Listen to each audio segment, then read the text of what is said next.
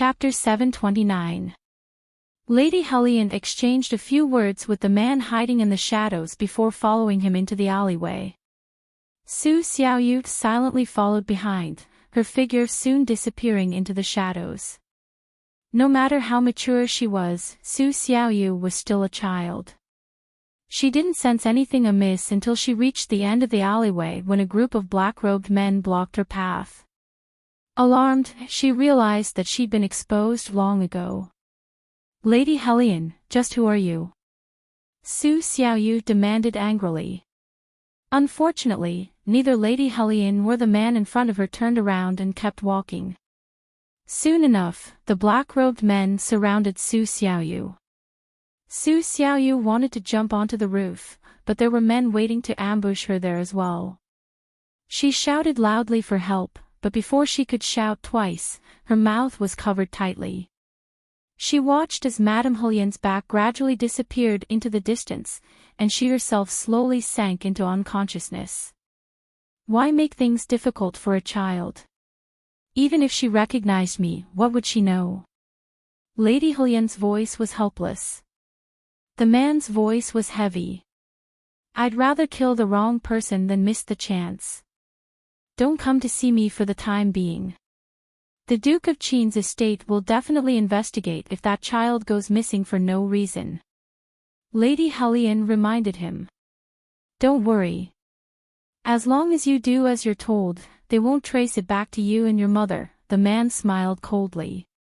Lady Hellion was about to leave when she turned back. "Must we kill that child? That's none of our business. Whether or not her life is worth keeping is up to the master." The man was already impatient. "Why aren't you going back?" Lady Hellion sighed softly before lowering her head and hurrying away. When she emerged from the other end of the alleyway, everything was the same as before. There was no trace of what had happened just then. That night, Xiao Mama saw that Su Xiaoyu hadn't returned home, so she sent someone to ask around at Pilfiend Pharmacy. Only then did she realize that Su Xiaoyu hadn't been there all day. Xiao Mama panicked and immediately went to the ancestral hall to find Chu Shifeng. "Little Chu, little Yu her isn't a playful child. Ever since we moved to South Ning, that girl's either at the Duke of Qin's estate or Pilfiend Pharmacy. She hasn't gone anywhere else. Something must have happened to her." A complicated look flickered past Chu Shifeng's eyes before he ordered, "Someone come, search the entire city." "Boss, should we conduct a secret search first?" the guard asked. Chu Shifeng's voice was cold. "You're still trying to keep it a secret after losing her. Send someone to the South Central Commander-in-Chief's office to inform General Bailey and ask him to send people to help. Everyone split up and search. Su Xiaoyu is the Princess Consort's favorite. If you don't bring her back, be careful of your heads." "Boss, what if the commotion is too big and the robbers kill little Yu her?" the guard asked anxiously. Granny Zhao was shocked when she heard that. Yes. Let's conduct a secret search first." "What are you worrying about?" Chu Shifeng grew impatient. "Searching the entire city will only serve as a deterrent. You guys." Although the guards weren't convinced, they didn't dare to deny Chu Shifeng's claims. Meanwhile, Xiao Mama didn't understand such matters, so she trusted Chu Shifeng completely. "What are you waiting for?" "That's right, send someone to ask around at the Han estate first. Maybe he went there," Chu Shifeng said. "He can't be there." Xiao Mama was certain. "Unless he went with esteemed Wang Fei, little Yu wouldn't go." This old one asked too, but he really wasn't there. Chu Shifeng nodded without a word. As soon as Xiao Mama left, Gu Beiyue walked out with a cane in hand. His leg had mostly healed, but he was still undergoing treatment, so he had to use a cane to help him walk. Even though he was leaning on his cane, his back was still straight. This man, despite his ruined body, possessed an unyielding spirit. Beneath his light, carefree demeanor, he had deep feelings for his country. "You're purposely causing an uproar in the city?" he asked mildly. Chu Shifeng dodged the question with a question of his own. "How's esteemed imperial concubine's condition? We need to send a letter to Celestial Mountain in a few days. Let's report it together." Gu Beiyue was a clever man. If Chu Shifeng didn't answer, he wouldn't press the issue. He took out a letter and handed it to Chu Shifeng. "Esteemed imperial concubine's condition is all in here." As Gu Beiyue predicted, news of the Duke of Qin's servant girl's disappearance spread like wildfire throughout the city overnight. Everyone from high-ranking officials and nobles to the common folk knew about it. Unfortunately, the Duke of Qin's guards and the South Central Region's Commander-in-Chief's estate searched for 3 days and 3 nights without finding anything. 3 days later, the news reached Han Yunxi's hands. Han Yunxi had been cultivating in seclusion for days. As soon as she heard that Su Xiaoyu had gone missing and that her search was fruitless, her calm heart was filled with waves. Why had Su Xiaoyu gone missing? Had she left of her own accord, or been kidnapped? Su Xiaoyu had been loyal and devoted ever since she lost her memories. Why would she leave on her own? If she was kidnapped, who could it be? Why did they have to kidnap Su Xiaoyu of all people? Han Yunxi worried about Su Xiaoyu's safety as well as the conspiracy behind her disappearance. If Su Xiaoyu had been kidnapped, then there had to be something fishy going on. Han Yunxi immediately wrote a letter for Chu Shifeng to ask Chu Tianyin about the matter. Very soon, she received a reply saying that Chu Tianyin had no idea. Han Yunxi thought that the 2 elders of the Chu clan were still in Long Fei Ye's hands, while Chu Tianyin was busy with the war. There was no need for him to use a servant girl for a plot. If Su Xiaoyu had recovered her memories and left on her own, then she would have gone to find Chu Tianyin. Han Yunxi was almost certain that Su Xiaoyu had been kidnapped. Long Fei Yi was in closed-door cultivation, so she couldn't leave Celestial Mountain. She could only leave the matter to Chu Shifeng to deal with. Han Yunxi only hoped that Su Xiaoyu would be smarter. With her temper, how much suffering would she have to suffer if she talked back to the kidnappers? Han Yunxi was about to destroy the letter when Lil Thing suddenly jumped up and snatched it up, then ran off to the side to gnaw on it. Han Yunxi tilted her head and asked thoughtfully, "You can even gnaw on something like this?" Lil Thing had been acting very strange recently. It wanted to gnaw on everything it saw.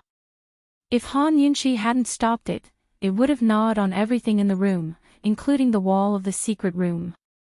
Han Yunxi wouldn't allow Lil Thing to break anything in the abstinence courtyard, so it could only grind its teeth with its claws. It didn't take long for Lil Thing to gnaw on the letter into tiny bits. It gritted its 2 front teeth at Han Yunxi to show that it wasn't enough. Han Yunxi scooted over and pried open its mouth for a closer look. "You don't have any teeth. Just what's wrong with you?" "Whoa. Lil Thing began to cry out instead of squeaking, as if to express its dissatisfaction. If she wasn't familiar with it, she really would have been scared by its cries. It sounded like a wild beast in the forest. "Shh, keep your voice down. It'll be over if you attract the attention of outsiders," Han Yunxi warned. Lil Thing didn't dare to cry out anymore, but pounced on her instead. It seemed to want to act spoiled, but it kept rubbing against her like crazy. "You've eaten a lot today. If you keep eating, I'll go bankrupt." Han Yunxi was serious. Lil Thing didn't listen and kept rubbing against her. If it kept rubbing against her, Han Yunxi's clothes would definitely be torn apart. In the end, she had no choice but to put Lil Thing into the poison storage space and let it continue gnawing on the poisonous grass. Not long after, the poisonous grass in the poison storage space decreased by a large amount. Han Yunxi's heart ached. She thought for a long time and muttered to herself, "Could it be that? It's in heat. At this time, there was a sudden commotion outside. Han Yunxi was curious and walked into the courtyard to listen. The noise was even louder.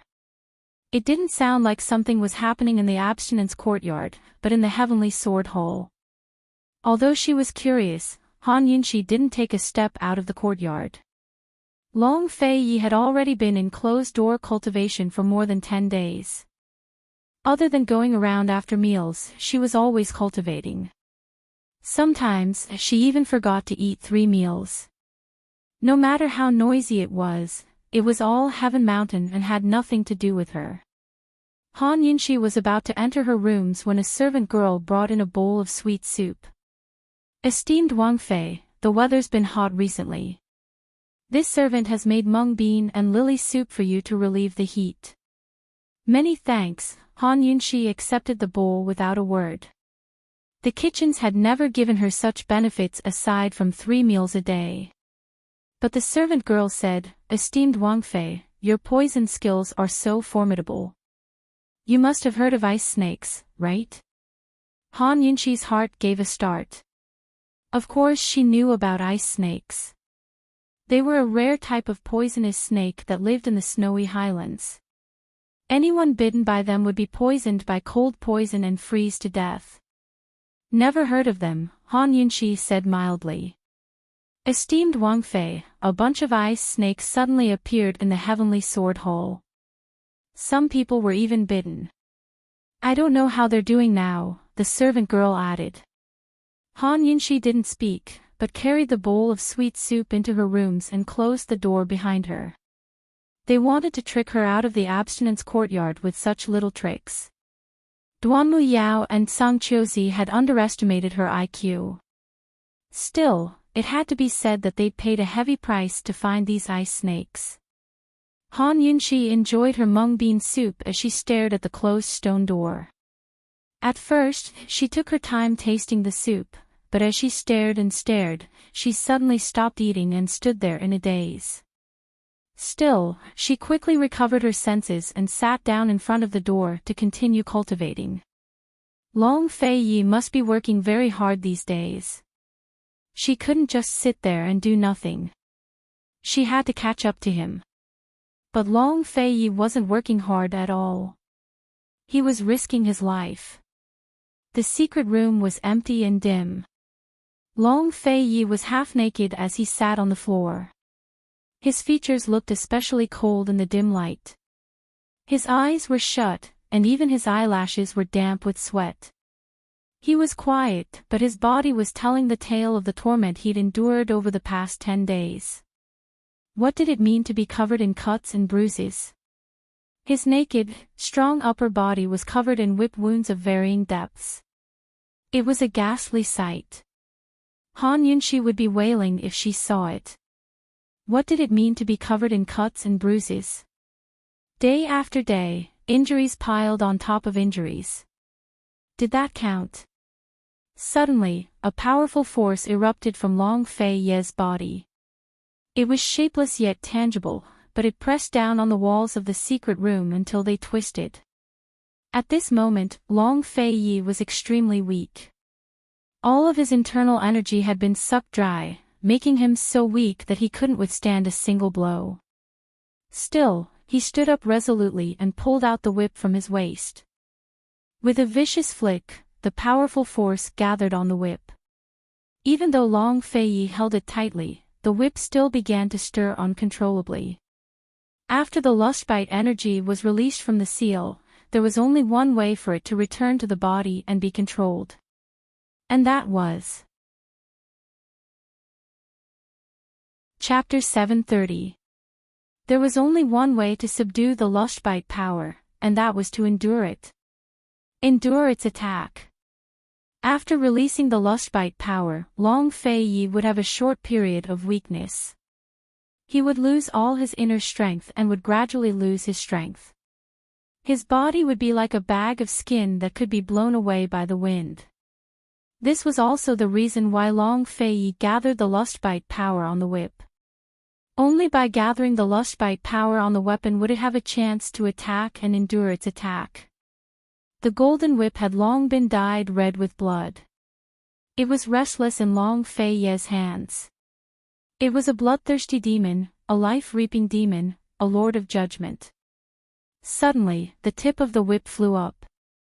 Long Fei Ye did not hesitate to let go. He turned his head and closed his eyes. Xiao! An earth-shattering sound was like the whistling of a gale. Xiao! A terrifying sound was like the cry of a crane in the sky. Xiao! A soul-stirring sound was like the sound of thunder. Whip after whip, sound after sound, the whip rose and fell. Flesh and blood splattered everywhere. After countless lashes, the whip finally lost all its power and fell to the ground. Long Fei Ye stood there. His back was badly mutilated. The new injuries covered the old ones. His skin was torn and his tall body was on the verge of collapse. However, his spine was still straight. He did not fall down. His brows did not crease at all. This was a habit that he had cultivated since young. No matter how painful it was, he would not make a sound. The weak candlelight shone on his sweaty side profile. His innate cold aura was replaced by a dense manly aura. It actually gave people an incomparably sexy feeling. He lowered his eyes. His entire body was emitting an aura that kept people 1,000 miles away. No matter who it was, they would not have sympathy for him at this moment. They would only have reverence. This man's body was strong, and his heart was even stronger. He would never be defeated.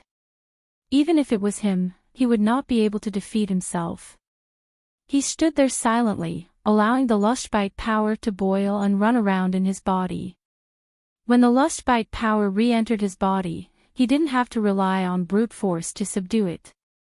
Instead, he had to rely on his heart force.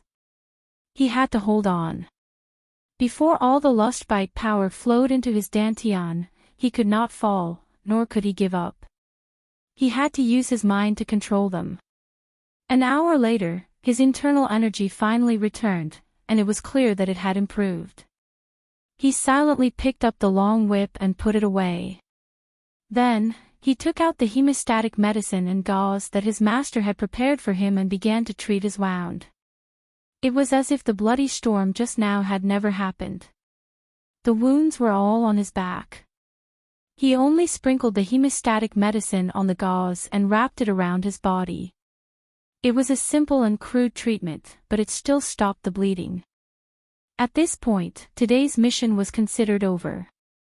Once the lustbite seal was undone, the lustbite power did not surge out all at once. Instead, it would surge out a little every day, growing stronger day by day. It had only been more than 10 days, and the further it went, the stronger the lustbite power would be. After treating his wounds, Long Fei Ye leaned against the wall beside the stone door. The injuries on his back were too severe, so he could not lean against the wall. He could only lean against the wall with his head slightly raised.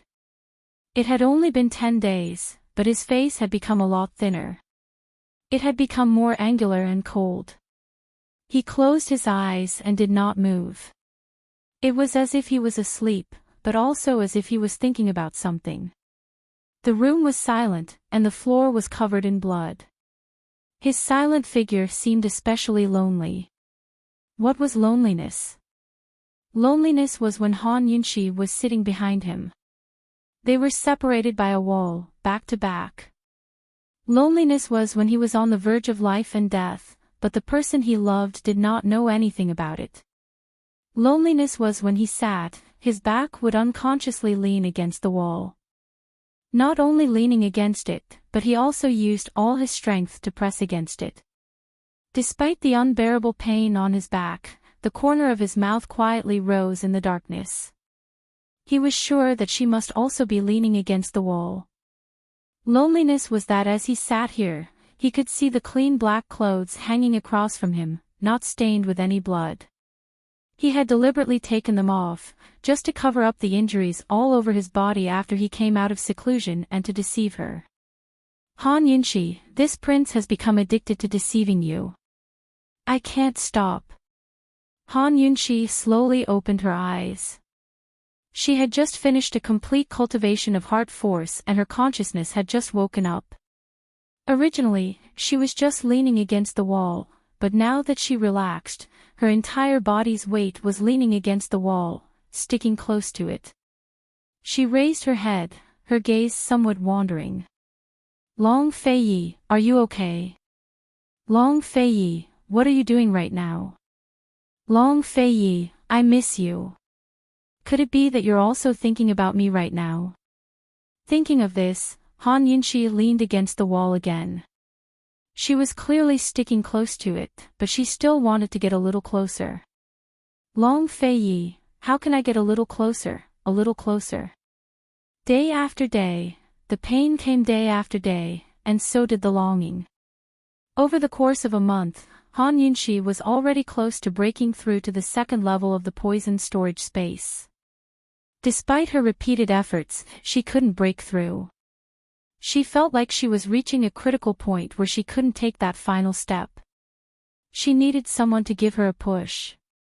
She recalled how she had foolishly opened the poison storage space and entered the first level because she had absorbed the poison pond. Did she really need an opportunity to break through to the second level? She couldn't figure it out. Over the course of the month, Duanmu Yao and Sang Qiuzi had plotted countless times to lure Han Yunshi out of Abstinence Hall. But no matter what they did, Han Yunshi refused to budge. With Long Feiyi here, what better reason could there be for her to leave? None. For an entire month, day after day of hellish torture, Long Fei didn't even crease his brows, cry out in pain, or collapse. Today was the last day. It was also the most crucial day for Long Feiyi to control the lustbite energy. The lustbite energy that had erupted today was much more powerful than any of the previous times. If he lost control of it, not only would all of his efforts be wasted, he did not know what the consequences would be. The Sword Sect Master did not know either. Perhaps no one else in this world knew the answer. Long Feiyi only knew that he had to win today's battle. He had to win. Even though he was about to open the stone door and see Han Yunshi, he was still as steady as a mountain. He didn't draw out the lustbite energy as soon as he rested like before. He needed to make some preparations to make sure nothing went wrong. Meanwhile, outside the stone wall, Han Yunshi had long lost interest in cultivating. 2 days ago, she had pulled out a chair and sat in front of the wall to stare at it. The brilliant Han Yunshi was nothing but an idiot. If she wasn't facing the wall, what was she? She was laughing. No, to be exact, she'd been laughing for 2 days. She had no idea what Long Feiyi had gone through in the secret room, or how dangerous it had been. She always assumed that Long Feiyi had only received Elder Kenzo's guidance to cultivate in preparation for the ranking matches. She assumed that the real danger lay in his duel with Sang Qiuzi. Thus, she was certain that Long Feiyi's martial arts would improve greatly when the time came and he'd come out unscathed. She rarely dolled herself up, but today she put on light makeup and combed her hair into a princess hairstyle. She used a purple jade hair ornament to change into a dreamy purple dress and white gauze around her wrists. Purple was his favorite color. She had excellent foundations to begin with, so a little dressing up made her devastatingly beautiful. She didn't lose out to Duanmu Yao's former beauty in any way. Moreover, she had a natural air of nobility, a peerless elegance between her brows, and a bearing in her bones that Duanmu Yao would never be able to match. The only thing that didn't match her fairy-like appearance was the smile on her face. That smile could be called a silly grin. If Long Feiyi saw it, he'd definitely stroke her bangs dotingly and curse her for being stupid again. Han Yunshi was waiting, as were Sang Qiuzi and Duanmu Yao. Long Feiyi would be released from Abstinence Hall today after serving his sentence. 3 days later would be the Kenzo ranking matches. Ever since Sang Qiuzi's poison was cured, he'd been preparing for the matches. He was already the second strongest on Celestial Mountain, while Kenzo wouldn't be participating. Thus, he'd definitely take first place. Still, he didn't relax. He was very clear that strength determined the loyalty of his subordinates. He wanted to display his most powerful martial arts skills to win over the Celestial Mountain disciples and show the heretical sword sect that he was worth cooperating with. Long Fei Ye's trip to Celestial Mountain this time can't be simple, Zhang Qiuzi said worriedly. Duanmu Yao didn't reply. Over the past month, she'd spent most of her time observing Han Yunxi while helping her master recover. She'd spent a lot of effort setting up multiple traps, but Han Yunxi hadn't taken a single step out of the abstinence hall. The abstinence hall was anti-use territory. She'd spent a lot of effort to bribe the servant girls there to say a few words in front of Han Yunxi, but it was all to no avail. After today, Long Fei Ye's sentence would be over. Once Long Fei Ye left abstinence hall, it'd be even harder to kill Han Yunxi. Duanmu Yao told herself that no matter what, she couldn't miss out on today. If he can kill Lady Lang Yu, then he has the strength to participate in the ranking matches.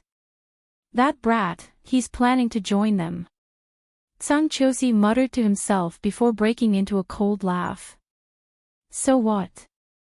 Even if he kills the 4th and 3rd ranked Qi Zonglin and Tang Zijin, he still doesn't have the skills to fight against the old man. Seeing Duanmu Yao's restlessness, Zhang Qiuzi pulled her close. Yao Yao, what are you thinking about? Duanmu Yao felt goosebumps all over her body, but she could only endure. In a low voice, she said, if I miss out on today, it'll be harder to kill Han Yunxi. What, you still can't deal with your master? Zhang Qiuzi laughed coldly. Or, did Han Yunxi steal him from you? Duanmu Yao's gaze turned cold at his words, her eyes emanating killing intent beneath her mask. She viciously broke free of Zhang Qiuzi's grasp and turned to leave. Just you wait, Han Yunxi won't live past today. It wasn't that she couldn't deal with her master, nor that he didn't dote on her, but that his condition had been very unstable these days. She didn't dare to provoke him too much. But today, she was going to risk it all. No matter the price, she had to get rid of Han Yunxi before Long Fei Yi came out. Every time her master treated her wounds, he'd never said a word. Over the past few days, he'd only asked her one question. Yao Yao, why couldn't I save your Shimong back then? Ever since master found out about her injuries, he'd only nearly acted up that one time in front of Zhang Qiuzi. Over the past month, he'd been very calm in front of her. But she knew that he wasn't calm at all. He was just suffering so much that he couldn't speak. If she wanted to enter the abstinence hall and get rid of Han Yunxi, she could only rely on master. Duanmu Yao had long formed a plan in her heart. When she thought about how the Long Fei Yi would never see Han Yunxi again, she couldn't help but grow excited. After leaving Lockhart Courtyard, she headed straight for the peak of Celestial Mountain and Nine Xian Hall to find her master. Chapter 731. That's right, Duanmu Yao had flown straight to the Ninefold Palace to find her master. With her master's help, she'd managed to recover some of her qigong, but it was only the recovery. Her dantian was obviously heavily injured and she was unable to gather qi. However, she did not know how her master did it. After repeatedly transferring qi to her, her dantian's injuries actually recovered by 20%. When she recovered, she could vaguely hear her master muttering to himself about finding something to heal her. She wasn't worried about her martial arts at all. She knew her master would have a way to save her.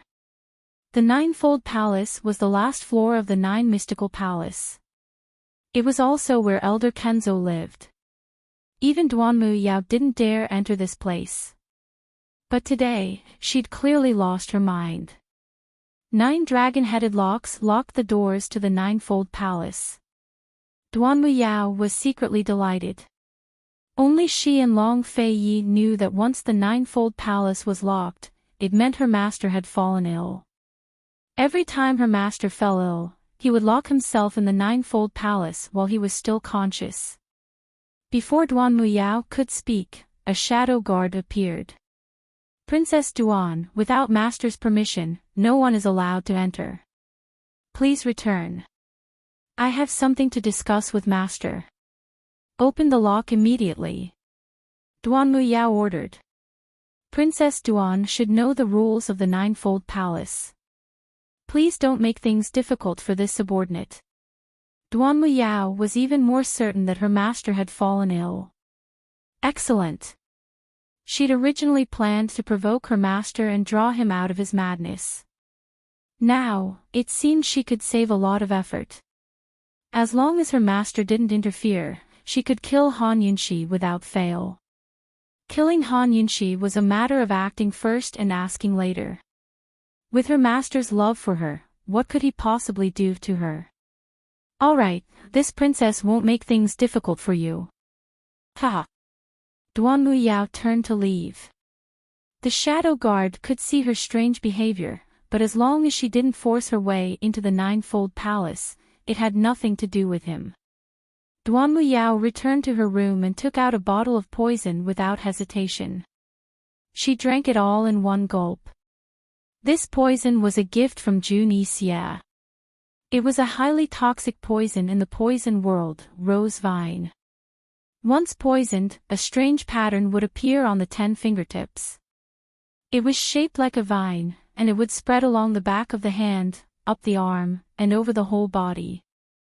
Once the veined patterns covered the entire body, the vines would begin to suck human blood and blossom into blood-red roses. When the flower was at its most brilliant, it was also the time when the rose vine killed people. His blood would spurt out from the rose, and not a single drop would flow out. From the time the vines grew to the time the flowers bloomed, there were only 3 days. If he didn't get the antidote after 3 days, he would definitely die. Jun Yixia had given Duan Muyao the antidote when he had given her the poison, but Duan Muyao had said that once she used the poison, she would not give it to anyone else. She never thought that there would be a day when she would use the rose vine on herself. 3 days was enough for her to risk everything and gamble. If Han Yunxi didn't die, then she would. Duan Muyao's lips curved up into a cold smile as she watched the vine spread across her fingertips. Then she headed straight for Lockhart Courtyard to find Sang Chiozi. It wasn't clear what she said to him, but he only asked, "This is an excellent idea. But are you sure your master won't suddenly emerge from closed-door cultivation again? At least not today. I swear on my life." Duan Muyao spread her hands to show Sang Chiozi her resolve. Every time his master fell ill, he would stay at Nine Xian Palace for a few days even if he recovered on the same day. Sang Chiozi was very satisfied. Good. Yao Yao, you didn't disappoint old man after all. Duan Muyao smiled until she suddenly burst into tears. Master, please save Yao Yao. Master's in closed-door cultivation and can't take care of this. Only you can save Yao Yao. Without a doubt, Duan Muyao was starting to put on an act. What's wrong with you now? Sang Chiozi played along. Han Yunxi, she sent someone to poison the tea. She wants to kill me. Duan Muyao really did cry. Preposterous. She made Faith suffer punishment and still doesn't know how to repent. Old man's definitely going to take care of this today.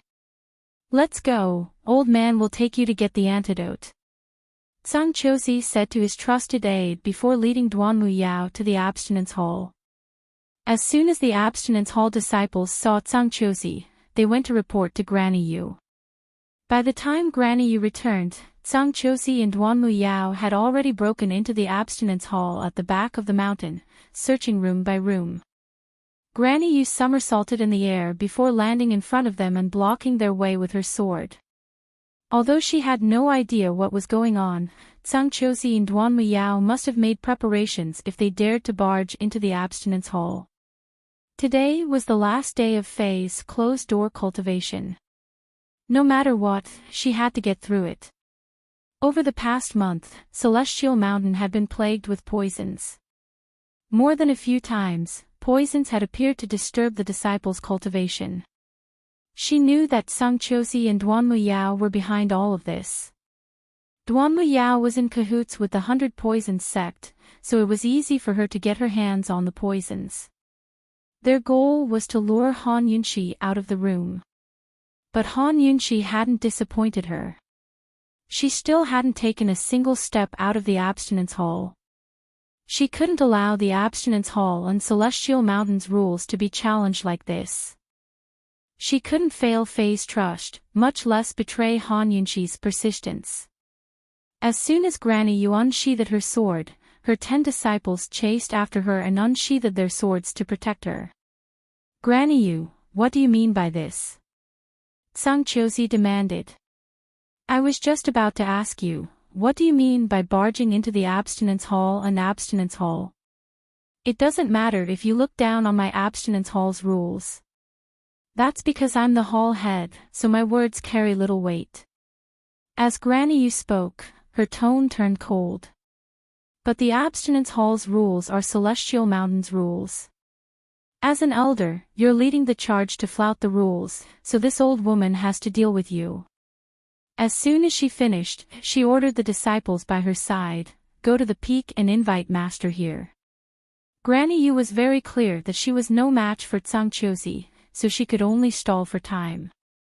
She had already sent for the sect head as soon as she received the news, so her words were meant for Tsang Chosi and Duan Muyao to hear. Duan Muyao feigned weakness and didn't argue, but she was laughing in her heart. You want to use Master to scare me? Save it. Tsang Chosi glanced at Duan Muyao and saw that she didn't believe him, which only gave him more confidence. Inviting senior brother here is the best. Let senior brother be the judge of today's events. What is it? Granny Yu asked. Tsang Chosi gave a cold snort. Han Yunxi sent someone to poison Yao Yao's tea. Nonsense. Granny Yu denied immediately. How long were they going to play the same trick? Han Yunxi is accompanying her punishment in the abstinence hall. For the past month, she hasn't taken a single step out of the hall. This old woman can testify for her. If she doesn't leave the hall, then naturally someone else can poison her. Tsang Chosi retorted. Who is it? Call them out for this old woman to see. Granny Yu refused to budge. Unexpectedly, Duan Muyao really did summon a guard from the peak. He was here to turn himself in, claiming that he'd received Han Yunxi's secret letter and poison to murder Duan Muyao. If witnesses and evidence couldn't be faked, then why were there so many unjust and false cases in this world? Granny Yu didn't believe it. How can a servant's one-sided words prove anything? Duan Muyao immediately rolled up her sleeves and held out her hands. By now, the vines had crawled out from the backs of her hands and extended up her arms. This. Granny Yu didn't understand poisons, but she could tell that this was no ordinary poison. I've already had a poison doctor examine her. This is a hypertoxic rose vine. If poisoned for 3 days without an antidote, she'll die without a doubt. It's an extremely rare poison, so not many people have seen it before, Tsang Chosi said coldly. Besides Han Yunxi, who else on Celestial Mountain would have a poison like this? Duan Muyao said in a choked voice. Auntie Yu, I came today not only to ask for an antidote, but also to seek justice. I've already told your disciples that I had no intention of forcing my way in. A complicated look flickered past Granny Yu's eyes. The poison on Duan Muyao's hands was so obvious that it couldn't be faked. But even more than that, she refused to believe that Han Yunxi would do something so stupid. It was very likely that Duan Muyao had taken the poison herself to frame Han Yunxi. Without this old woman's permission, you forced your way in. Granny Yu's tone was unyielding. You should report this to your master first, not run here with the head elder and run amok. Auntie Yu, masters in closed-door cultivation. Martial Uncle Tsang is the head of the Council of Elders, so he should be the one to decide things for me, Duan Muyao retorted. Hearing this, Granny Yu cursed in her heart. It looks like Duan Muyao had calculated the time to come. Isn't there still 3 days? Wait until your master comes out. Granny Yu added. Yumin, what are you saying? If anything happens to Yao Yao, can you bear the responsibility? Tsang Qiuzi demanded. Duan Muyao started sobbing before turning to leave. I'll just wait. If master comes out on 5 days, I'll wait 5 days. If she comes out on 10 days, I'll wait 10 days. She was clearly threatening Granny Yu. Granny Yu hesitated. If anything happened to Duan Muyao, she wouldn't be able to bear the consequences. Even if she didn't think for herself, she had to think for the abstinence courtyard disciples. Their futures all depended on her. Seeing her hesitate, Tsang Qiuzi pretended to yield. Yumin, it's fine if we don't enter the abstinence courtyard. Go call out Han Yunshi and treat the poison first. Right or wrong, it won't be too late to wait until senior brother comes out. After some hesitation, Granny Yu said, fine. Since we know the poison came from Rose Vine, this old woman will just go find Han Yunshi for the antidote. She doesn't need to show up. As for who poisoned her, we'll do as you say. Wait until senior brother comes out of closed-door cultivation to explain. Duan Muyao cursed inside. This Yumin is a real pain in the neck. Seeing Tsang Qiuzi shoot her a look, Duan Muyao burst into tears. If she doesn't apologize to me, I won't treat this poison. Even if I die, I won't. Yumin, this isn't something we can take responsibility for. Either call out Han Yunshi or let us in. Choose for yourself. Tsang Qiuzi lost his patience. Granny Yu was at her wit's end, but she didn't want to use force against them. Without a choice, she could only agree and hope that Han Yunshi could stall for time until Fei came out. All right, this old woman will take you there, Granny Yu said to her trusted aide. As Granny Yu spoke, she instructed her confidant beside her, everyone, be on guard and surround the abstinence hall. No one is allowed to spread what happened here. If Han Yunshi can't stall for time, I'll just fight it out with Tsang Qiuzi. Duan Muyao had lost all her martial arts, so she shouldn't be able to do anything to Han Yunshi. Han Yunshi was currently facing the wall, counting the time with her fingers as she waited for Long Fei Yi to come out. In the silence, Duan Muyao's voice drifted in from outside. Han Yunshi, you slut. Get out here right now. Chapter 732. Han Yunshi recognized Duan Muyao's voice as soon as she recognized it. She immediately wiped away her silly smile and turned cold. She was about to see Long Fei Yi again, so she hated interruptions like this. The abstinence hall wasn't a place where anyone could enter. She had only been allowed in under the pretense of accompanying Long Fei Yi while he was being punished. Something big must have happened for Duan Muyao to be standing outside her door. Han Yunshi didn't dare to be careless. She immediately opened the door, only to see Duan Muyao, Tsang Qiuzi, Granny Yu, and her 10 senior disciples standing outside. Although she was alarmed, she still walked out and closed the door behind her. Cold, she looked at Duan Muyao and asked, "Who's the slut cursing?" "You." Duan Muyao raged. "What's the slut cursing me for?" Han Yunshi retorted with a cold smile. The nervous Granny Yu couldn't help but laugh. Only then did Duan Muyao realize that Han Yunshi had taken advantage of her. Furious, she cried, "Han Yunshi, you slut! You dared to poison me!" Han Yunshi couldn't help but roll her eyes. She thought something big had happened, but it was poison again. Over the past month, she'd only seen one of her disciples being poisoned, needing her to save them.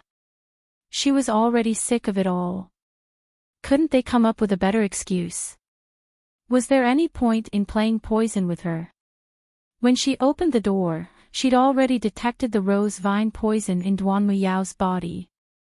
This woman had really gone to great lengths to frame her. Where's the evidence? Han Yunxi asked. Duan Muyao immediately brought out a witness, but before the servant girl could speak, Han Yunxi said cold, "She's one of your people. She's too suspicious to be a witness." Like before, Duan Muyao exposed her hands. By now, the rose vine had crawled up her shoulders. Who else but you would have this kind of poison? Jun Yixia, of course. Everyone knows that you and Jun Yixia are in cahoots. Han Yunxi didn't finish her sentence, but purposely looked towards Zhang Qiuzi. Elder Zhang, you know as well, right? Zhang Qiuzi was acting strangely as he stared silently at the door. Han Yunxi was puzzled, but Duan Muyao suddenly pulled out her sword and pointed it at her. Han Yunxi, would this princess be so stupid as to poison herself?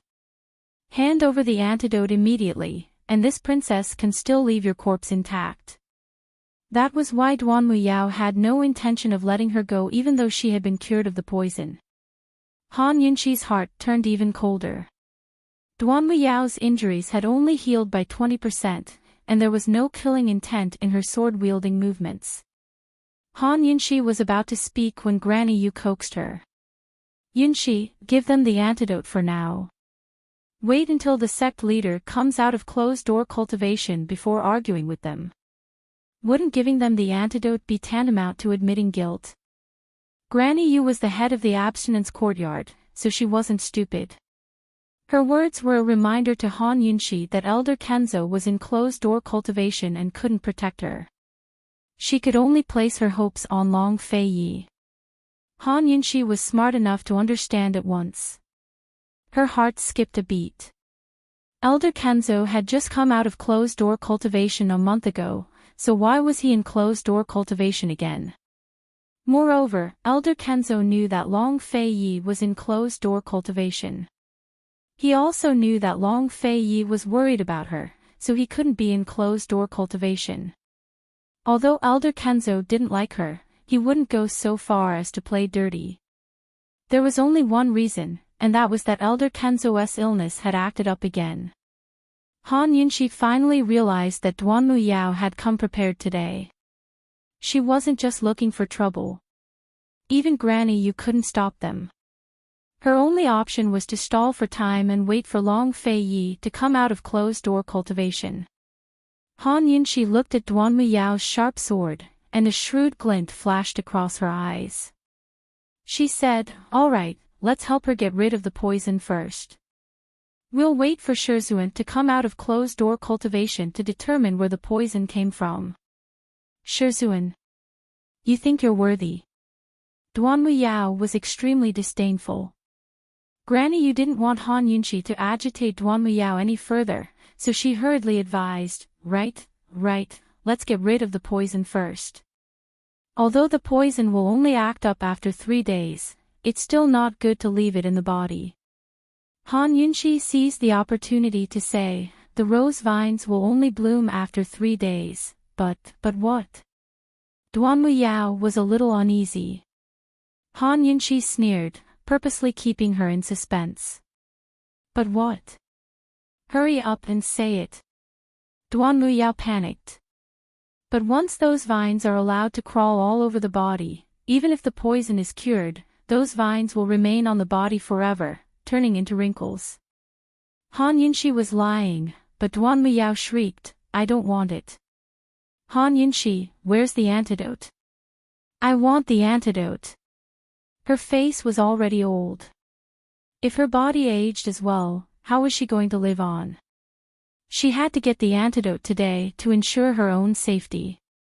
As long as Han Yunxi produced the antidote, she could accuse Han Yunxi of being the culprit and claim that she had the antidote. As long as Han Yunxi was convicted, she would have a reason to kill Han Yunxi. Duan Muyao was dreaming, but Han Yunxi said, "Where would I get a ready-made antidote? I don't have this poison with me. I only prescribed a few ingredients, but you found them. I'll concoct them for you as soon as possible." Concoct the antidote. Then when she could concoct the antidote would be up to her. This woman's stalling for time. Once Han Yunxi delayed until tomorrow, Long Fei Yi would emerge from closed-door cultivation, and her plan would fail. While Duan Muyao was hesitating, the silent Sangqiuzi suddenly rose to his feet. "Han Yunxi, you're still quibbling. You won't shed a tear until you see the coffin.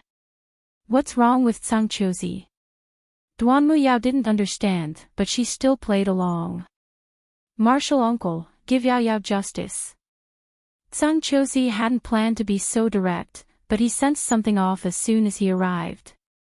There was a powerful force hidden within the room that struck fear into his heart.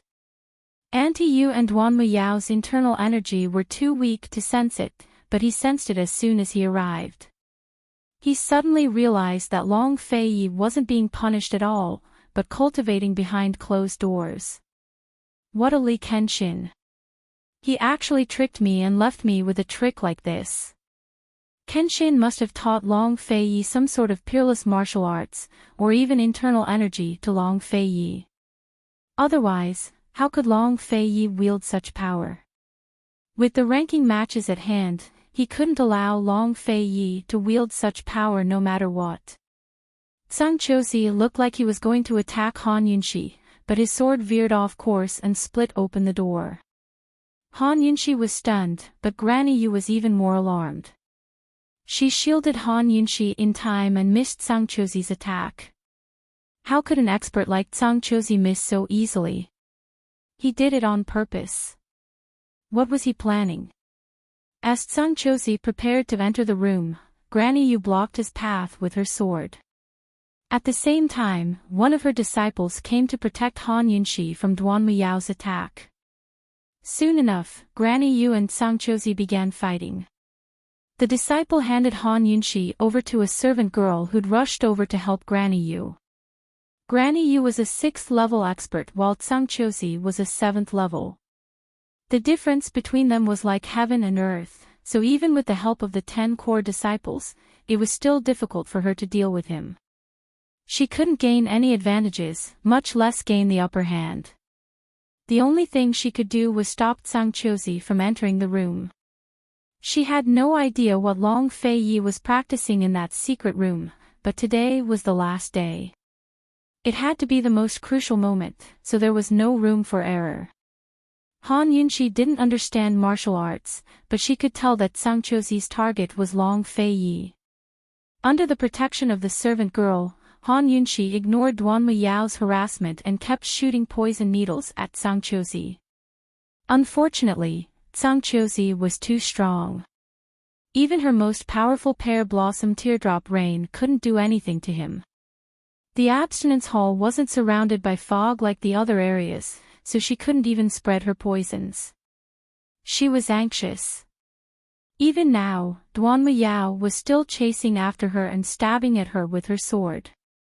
Han Yunxi, I'm going to kill you. Kill you. You're the one who made me like this. You stole my senior brother and my master, so I'll kill you. Duan Muyao was simply a madwoman. If not for the fact that she hadn't recovered her martial arts, Han Yunxi would have been stabbed to death long ago. While Granny Yu and the 10 core disciples were struggling to hold on, the sounds of fighting rose from the front courtyard. What's going on? While Granny Yu was distracted, Sangqiuzi stabbed her in the shoulder. Master! The disciples did their best to surround Sangqiuzi before Granny Yu could break free. She retreated to one side and saw an injured disciple approaching. Auntie Yu, the sword and scripture depositories are attacking us. Granny Yu was alarmed. Are they rebelling? By now, Sangqiuzi had already beaten back the 10 core disciples and reached the door. Granny Yu couldn't care less and chased after him with her sword. Tsang Chiozi, if you take another step forward, senior brother won't let you off. Old man is here to find an antidote for Yao Yao. Senior brother will be grateful to me. Tsang Chiozi smiled coldly. Granny Yu's sword stabbed at his back, but he exploded with a burst of strength that sent Granny Yu flying. But Han Yunshi was right behind him, shooting out multiple needles at him. Tsang Chiozi waved his hand, causing all the needles to fall to the ground. Then he grabbed Han Yunshi by the neck. Han Yunshi allowed him to do as he wished and kicked out. Needles shot out from the tip of her foot, but Tsang Chiozi dodged them all. You're seeking death.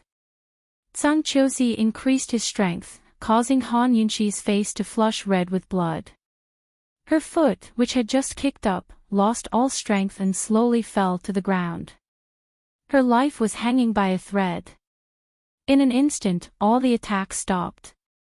Granny Yu's heart pounded in her chest. She'd never been so nervous in her life. Tsang Chiozi, let's talk things out, she exclaimed. Delighted, Duan Muyao rushed forward, but Tsang Chiozi tossed Han Yunshi aside. As soon as she hit the ground, she coughed up mouthfuls of blood. Tsang Chiozi not only grabbed her by the neck, but used internal energy to injure her internal organs as well. Duan Muyao threw herself at her, but Granny Yu didn't hesitate to kick her in the shoulder, sending her tumbling. Her disciples feared that Duan Muyao was the sect leader's favorite, so they didn't dare to make a move against her. She was ready to risk everything. Granny Yu handed the heavily injured Han Yunshi to a servant girl and went to block Tsang Chiozi's path. Despite being hit multiple times by his palms, she held on and tangled with him at the door, refusing to let him take a single step inside. But who would have thought that the two elders from the Hidden Sword Pavilion and the Scripture Pavilion would soon arrive? Yu Min, hand over Han Yunshi. So it was all her doing that caused so many of my disciples to be poisoned this month. Yu Min, don't say my scripture depositories didn't give you face. Hand over Han Yunshi or face the consequences. It was obvious that Tsang Chiozi had instigated these two to make trouble for them. Granny Yu's disciples were no match for them. Seeing them fly towards Han Yunshi, Granny Yu had no choice but to go protect Han Yunshi. As soon as she did, Tsang Chiozi strode into the room. Granny Yu fought 1 against 2 while her disciples helped her from the sidelines. Only one person was left to protect Han Yunshi. But where did Han Yunshi find the strength to crawl to her feet and rush into the room even though she was injured like that? Chapter 733. Outside, disciples from the 2 depositories and courtyards began to arrive. All of Long Fei Ye's trusted aides had arrived to join the melee. Even Su Donglin, who was on standby at 4th Peak, had rushed over after hearing the news. His body was covered in blood as he fought his way to Abstinence Hall's doors with bloodshot eyes. Even if the sword and scripture depositories had enough evidence to prove that Han Yunshi had poisoned their disciples, they couldn't just barge into Abstinence Hall to arrest her.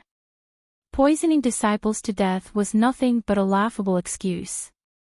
The 2 depositories had obviously been instigated by Tsang Chiozi to kill Han Yunshi today. In any case, the sect leader was in closed-door cultivation, Long Fei Yi couldn't come out, they had an excuse, Duan Muyao could cover up any heinous crimes for them. The glint of blades and shadows of swords filled the air. As soon as Han Yunshi rushed into the room, Duan Muyao followed her in and shut the door behind her. Granny Yu was held back by the sword and scripture depositories elders. She could only watch the scene unfold before her eyes, unable to stop them. Han Yunshi had no foundation in martial arts at all, so how could she withstand Tsang Chiozi's attacks? Where did she find the strength and courage to charge in? The walls of the secret room made it impossible for wind or sound to pass through. Even if there was a ruckus outside, Long Fei wouldn't be able to hear a thing. Even if he did, he'd be hard-pressed to protect himself at a time like this, much less save someone. Han Yunshi was a weak woman. How was she supposed to face off against a wolf like Tsang Chosi or Duan Muyao's ruthlessness? Granny Yu looked at the tightly shut door, her heart aching for no reason. Inside the room, Han Yunxi had her back against the stone wall as she faced the approaching Tsang Chosi and Duan Muyao. Blood trickled from the corner of her mouth and her face was as white as paper. Her body was so weak that she could collapse at any moment, but her eyes weren't cloudy at all. Instead, they shone with a murderous aura that made Tsang Chosi cower in fear. Yao Yao, what are you waiting for? Tsang Chosi smiled coldly. I'm thinking, should I destroy the right side of her face first, or the left? Duan Muyao laughed heartily. She gripped her long sword tightly as she approached Han Yunxi step by step. Today, she wanted Han Yunxi to pay for all the grievances she had suffered over the past few years. Who knew that Han Yunxi would suddenly curse?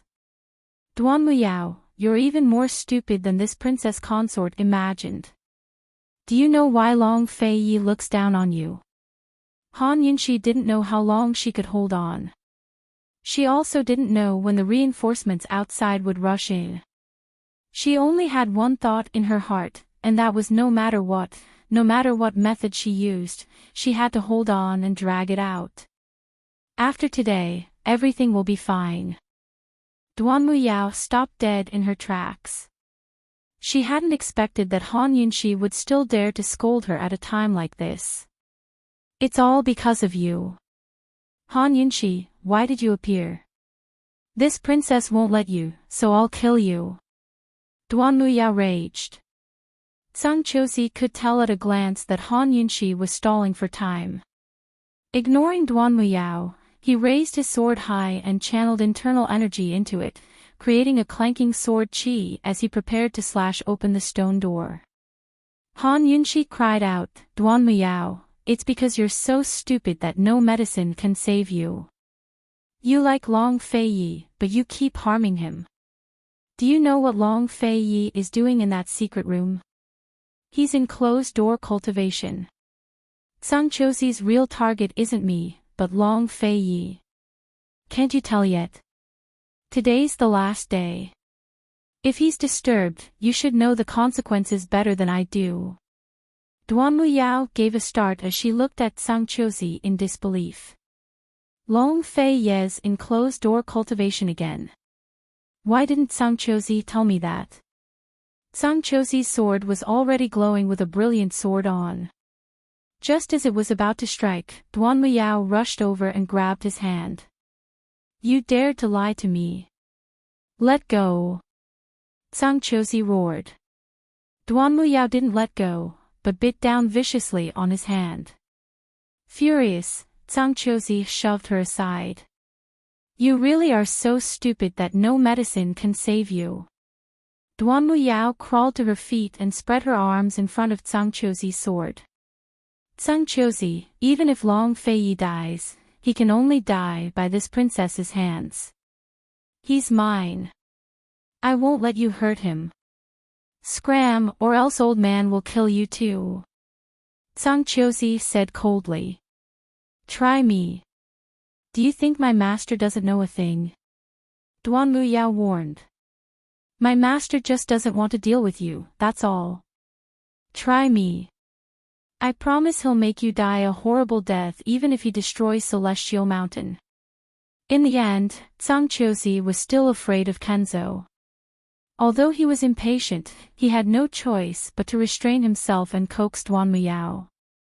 Yao Yao, Martial Uncle never expected you to believe Han Yunxi's words and let her sow discord so easily, Tsang Chosi said sincerely. How could Martial Uncle kill Fei? If Martial Uncle did, your master wouldn't forgive me either. Uncle Master only wanted to injure him a little and kill his spirit.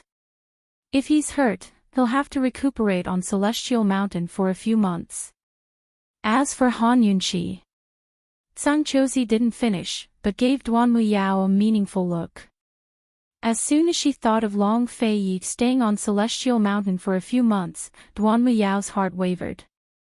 Han Yunxi wasn't stupid enough to pin her hopes on a woman like Duan Muyao. She took advantage of Zhangqiuzi's inattention to shoot multiple poison needles at him. Unfortunately, Zhangqiuzi was too strong. He knocked them all to the ground with a single hand. Yao Yao, did you see that? Han Yunxi's clearly trying to sow discord between us. Zhangqiuzi's eyes flashed with a sinister smile. Yao Yao, Martial Uncle never expected an outsider to provoke us. Humph, how infuriating and lamentable. The word "we" was mixed with a warning, and Duan Muyao understood that. Without a word, Duan Muyao backed away and pointed her sword at Han Yunxi. Han Yunxi backed away step by step until her back hit the wall again. She had nowhere else to go. Zhangqiuzi, do you still remember when this Wang Fei stabbed you with a needle at the top of Celestial Mountain? She asked. This was her final bargaining chip. She'd saved it for Long Fei Yi, but now she had no choice but to use it ahead of time. If Long Fei Yi could defeat Zhangqiuzi in the ranking matches and intimidate the other factions, it'd be best if he could peacefully resolve Celestial Mountain's crisis. But if he couldn't win and ended up tearing into Zhangqiuzi, then her poisons would definitely help Long Fei Yi. That needle could alleviate the pain in his stomach, but it also contained a slow-acting hypertoxic poison that couldn't be detected for now. Once the poison took effect, he'd die without a doubt. But in order to keep Zhangqiuzi from discovering, Han Yunxi's poison would take at least 2 months to show its effects. Zhangqiuzi was slightly alarmed. Although Jun Yixia hadn't replied, he'd invited multiple poisons experts to examine him and found that the poison in his body had long been cured. That's a slow-acting poison. If you don't want to die, then get out. Han Yunxi warned cold. Zhangqiuzi laughed out loud. Han Yunxi, do you think old man will believe your lies? Han Yunxi wasn't sure if he'd believe her, but she still held on without a change in her expression. Since Elder Zhang dares to gamble with his life, then I'll accompany you to the end. In the end, Zhangqiuzi wasn't an easy opponent. He didn't believe her. Yao Yao, what are you still spacing out for? So speaking, he slashed at the stone door with his sword. At the same time, Duan Muyao's sword stabbed towards Han Yunxi. Han Yunxi had nowhere to run or block. Either way, she'd die. Long Fei Yi, I still can't finish the 100 steps. With nowhere to run, Han Yunxi chose to advance. She took a step towards Zhangqiuzi and spread her arms to block the sword with her body. Long Fei, I'm taking this step towards death for your sake. Does it count as one of the 100 steps I've taken? Long Fei Yi, Yunxi didn't go back on her word. I'll keep waiting, even if I die. Long Fei Yi, are you still leaning against the wall? Long Fei Yi, do you miss Yunxi? Long Fei Yi, Yunxi misses you. I really, really miss you. Zhangqiuzi didn't stop. His sword qi was swift and fierce, forcing Han Yunxi to bleed profusely from the corner of her mouth. His sword followed closely behind, slashing viciously at her head. Boom! There was a sudden explosion as a powerful force erupted from Han Yunxi's body. It knocked aside the sword and sent Zhangqiuzi and Duan Muyao flying backwards to crash against the door. What just happened? They saw a tall white wolf appear out of thin air in front of Han Yunxi. It was as big as a bear, its fur as white as snow without a trace of impurities. Between its brows was a symbol of a blood-red flame that resembled a burning sacred flame. It stared at Zhangqiuzi and Duan Muyao, its demonic red eyes glowing with a strange light. They were filled with an unusual coldness and viciousness. Both Zhangqiuzi and Duan Muyao were stunned by the aura of a king emanating from the white wolf's body. It was clearly a beast, but it seemed like a high and lofty king of humans. What is this thing? Where did it come from? Han Yunxi fell to the ground as waves of dizziness washed over her head. When Zhangqiuzi's sword slashed at her, she felt the entire poison storage space boil. She didn't know what happened, but she felt something fly out of the space beyond her control. All sorts of poisons flew about inside the space, causing her dizziness to intensify. Still, Han Yunxi forced herself to hold on. She looked at the mighty white wolf in front of her and felt an inexplicable sense of familiarity. Lil Thing. She muttered to herself in disbelief. Has Lil Thing recovered? Is this Lil Thing's true form? The white wolf turned to look at Han Yunxi. As soon as it saw the blood stain by her lips, the symbol between its brows glowed red. The white wolf immediately turned towards Zhang Qiuzi and Duanmu Yao with a roar, revealing a pair of blood-red fangs. Blood fangs! Zhang Qiuzi was alarmed. Poison beast. It's the poison sect's poison beast. Only poison beasts have blood fangs. Duanmu Yao was even more shocked. She had teamed up with Jun Yixia to enter the sky pit for the sake of this poison beast. Although she'd never seen the beast in person, she remembered Jun Yixia saying that its fangs were the color of blood. Once bitten, one would die from poison. Moreover, its blood wasn't poisonous and could cure hundreds of poisons. When they entered the sky pit, all they saw were shackles and handcuffs, but not a trace of the poison beast. Why would it appear out of thin air here? And why would it protect Han Yunxi? Could it be? Duanmu Yao cried out in alarm. Han Yunxi, you stole the poison beast. No. No one can steal the poison beast, Zhang Qiuzi denied immediately. In disbelief, he said, Han Yunxi, you're actually a descendant of the poison sect. Chapter 734. If they didn't recognize those blood-red fangs, no one would have guessed that this majestic white wolf was the poison sect's poison beast. Everyone knew that the poison beast's name was Gu Shu, so it should be a rodent. Han Yunxi never expected her poison sect identity to be exposed at a time like this, but she didn't have time to think. Right now, her mind was preoccupied with one thing. Has Lil Thing fully recovered? Can it deal with Zhang Qiuzi? Blood-red flames burned between its brows as the white wolf gave a low howl. Step by step, it advanced towards Zhang Qiuzi and Duanmu Yao. Duanmu Yao was at a loss for what to do when Zhang Qiuzi grabbed her hand and fled out the door. Han Yunxi rejoiced. If Zhang Qiuzi's gone, then he won't be able to deal with the white wolf. In that case, she and Long Fei Yi should be safe for now. Her nerves, which were so tense that they were about to break, finally relaxed. The white wolf chased after them, while Han Yunxi forced herself to endure the pain and exhaustion in her body to follow. But as soon as they stepped outside, everything went against their wishes. All the fighting outside the door stopped, and the whole place was silent. Everyone, including Su Donglin and the others, stared blankly at the big white wolf that was taller than a man. They were all dumbfounded. That's the poison sect's poison beast. Look at its fangs. Once you're bitten, you'll be consigned to eternal damnation. Zhang Qiuzi suddenly shouted. Han Yunxi is the poison sect's descendant. Long Fei Yi brought her to Celestial Mountain to lure the wolf into the house with ill intentions.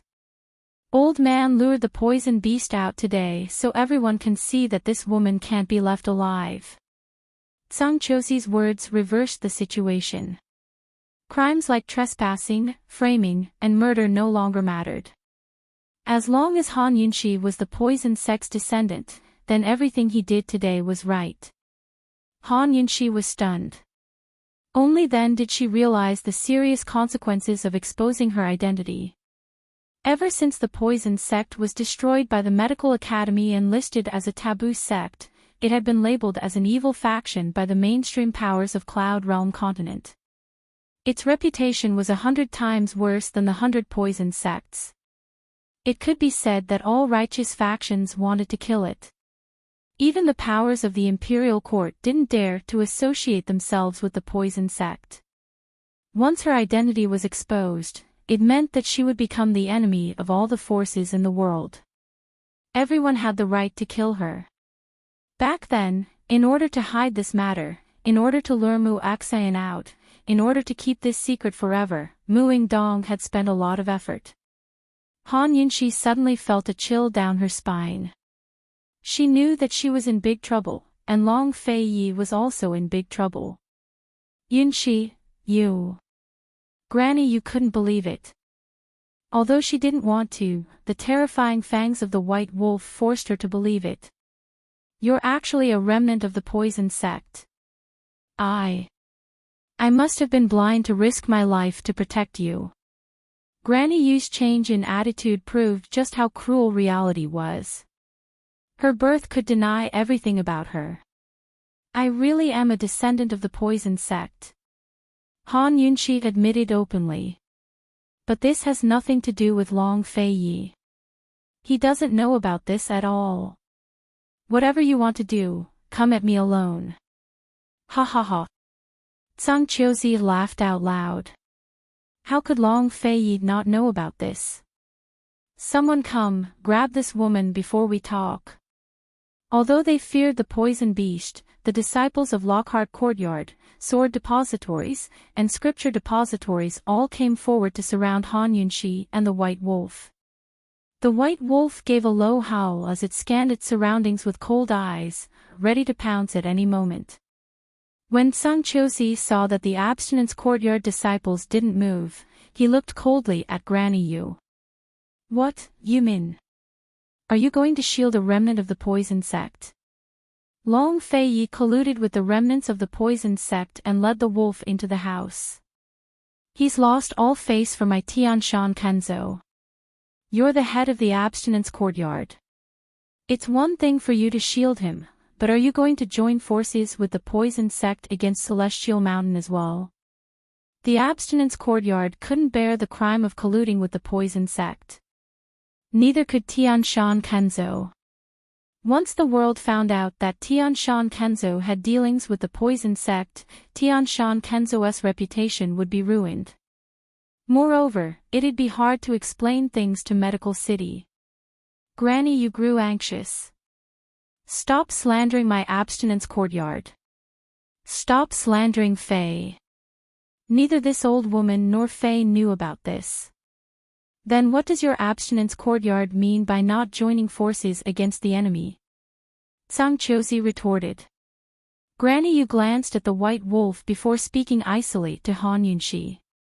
Han Yunxi, if you really want Fei's best interests, then give yourself up. Han Yunxi smiled coldly. Will he spare Long Fei Yi if I give myself up? Granny Yu, can you guarantee that the stone door won't be pushed open? Granny Yu couldn't answer. Han Yunxi walked to the white wolf's side and placed a hand on its body. She stared straight into Zhang Qiuzi's treacherous eyes and said word by word, Zhang Qiuzi, there's no need for such pompous words. No one can enter this door today, no matter who it is. Abruptly, a firm voice rose from the crowd. Protect His Highness Duke of Qin. Protect esteemed Wang Fei. Su Donglin propped himself up from a pool of blood with his sword. His face and body were covered in blood, but his gaze was resolute as he walked step by step towards Han Yunxi. As everyone watched, Zhang Qiuzi suddenly kicked out viciously, sending Su Donglin flying.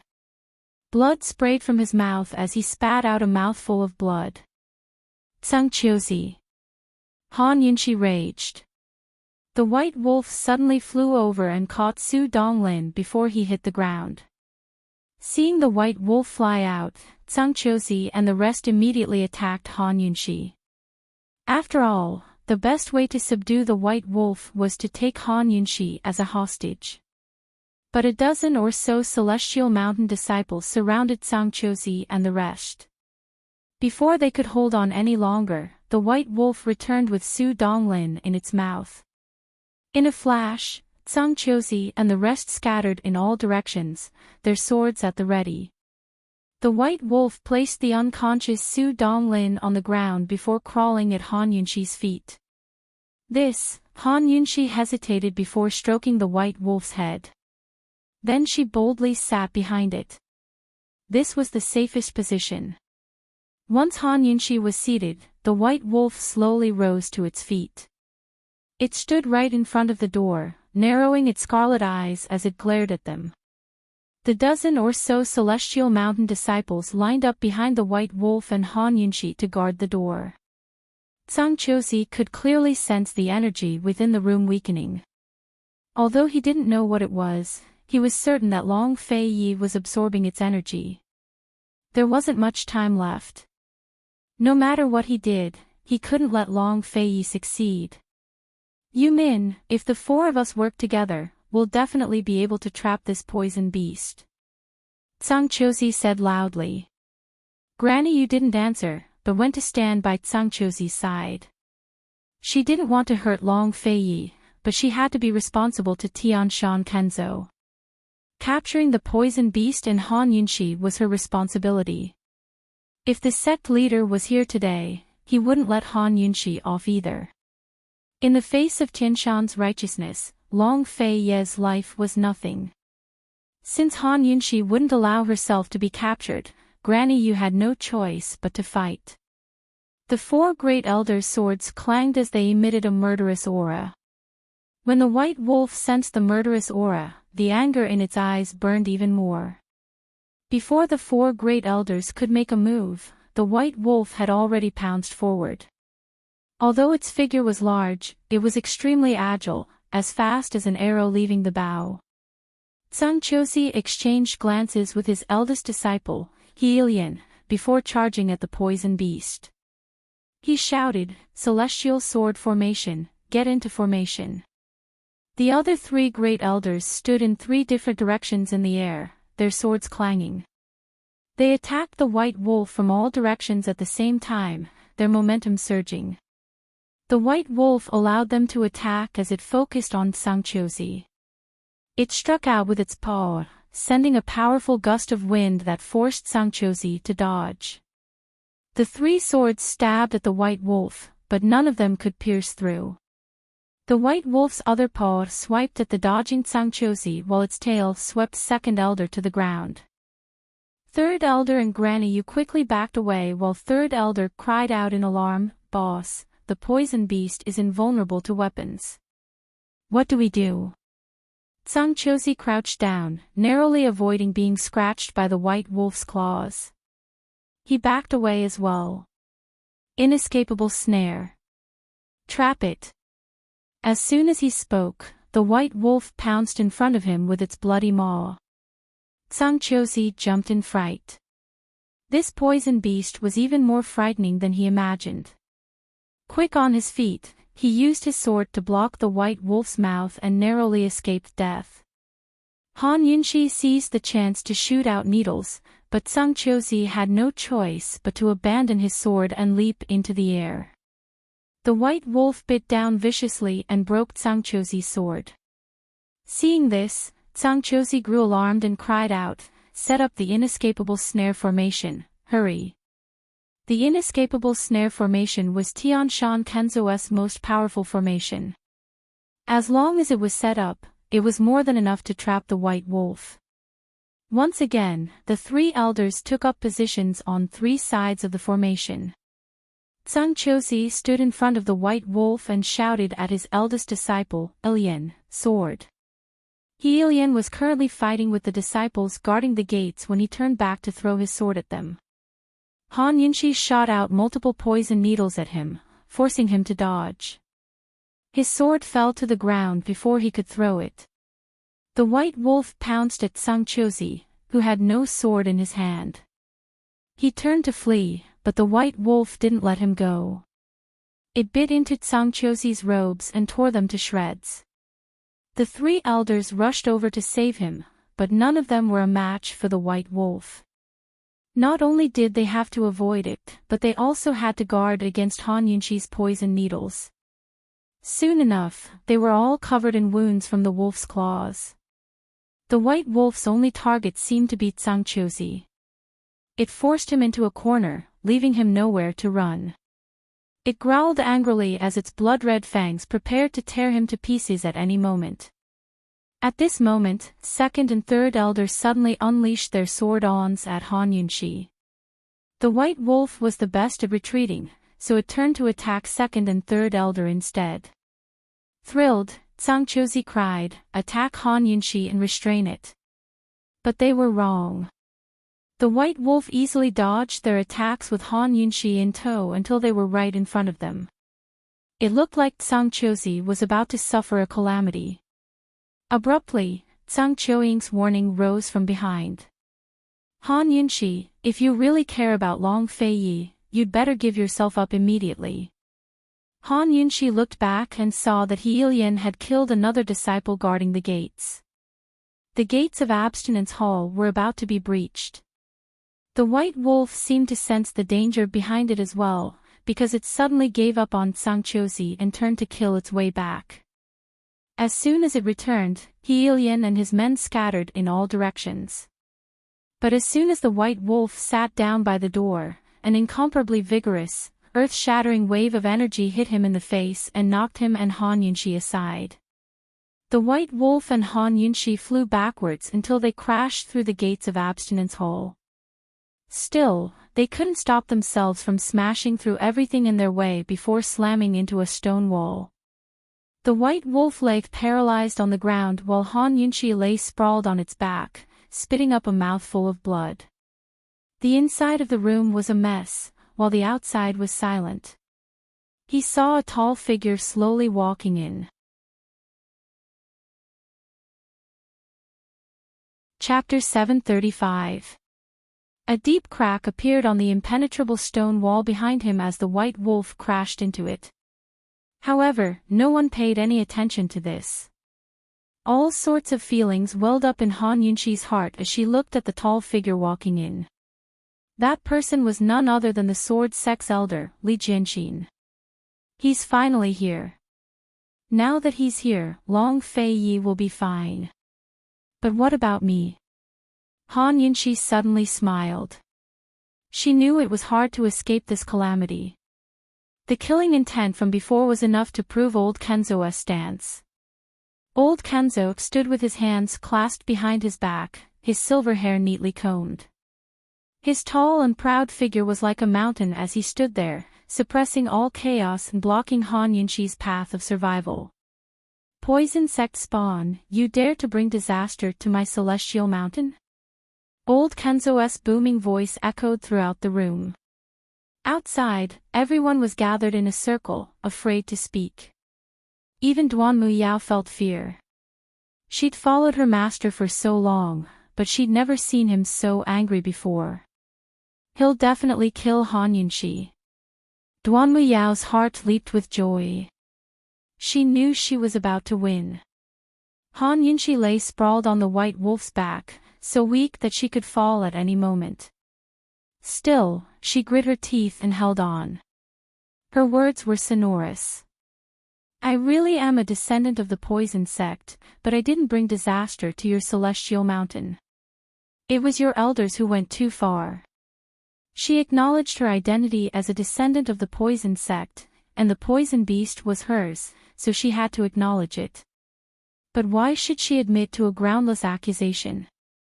Old Kenzo never expected Han Yunshi to admit her identity so easily.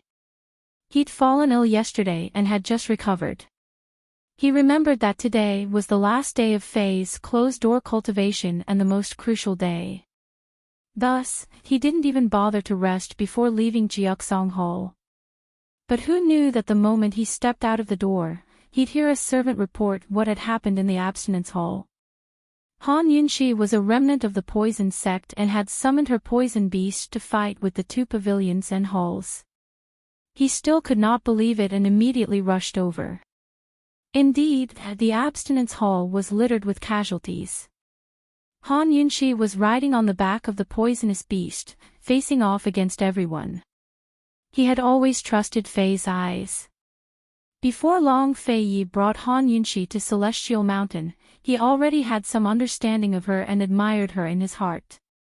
But he never expected her to be a descendant of the poison sect. How dare he cause trouble on Tianshan Mountain? No scourge. You summoned a poisonous beast to injure my celestial mountain disciples. How do you explain that? Han Yunshi, you deceived Long Fei Yi and used him to ascend to heaven's peak. What are your intentions? The white wolf seemed to understand the old man's words. It was already growling, but now it grew even angrier. It opened its mouth wide and growled at the old man. After comforting the white wolf, Han Yunshi straightened her back and stared straight at the Kenzo.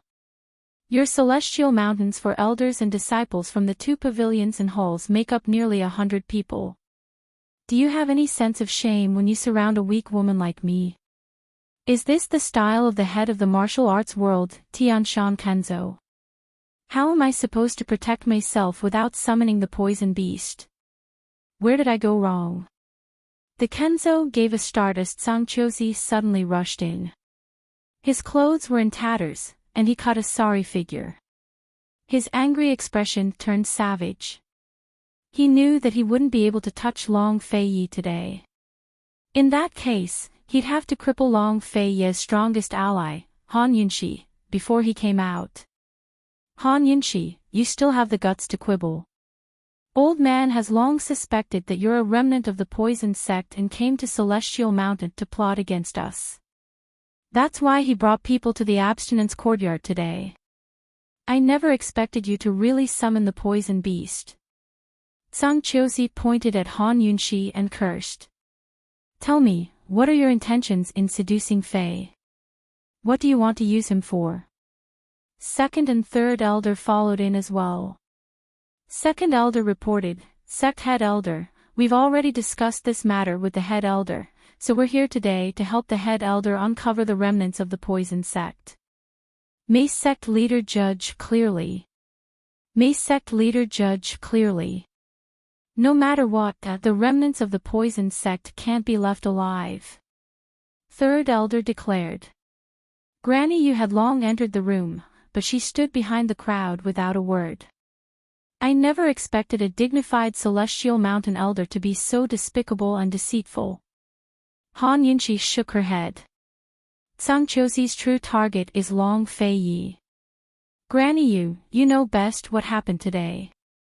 Yunshi doesn't ask for your favoritism, but only the truth. Granny Yu furrowed her brows as she looked at Han Yunshi without a word. Yu Min, speak. Old man Kenzo said coldly. Granny Yu's gaze turned complicated.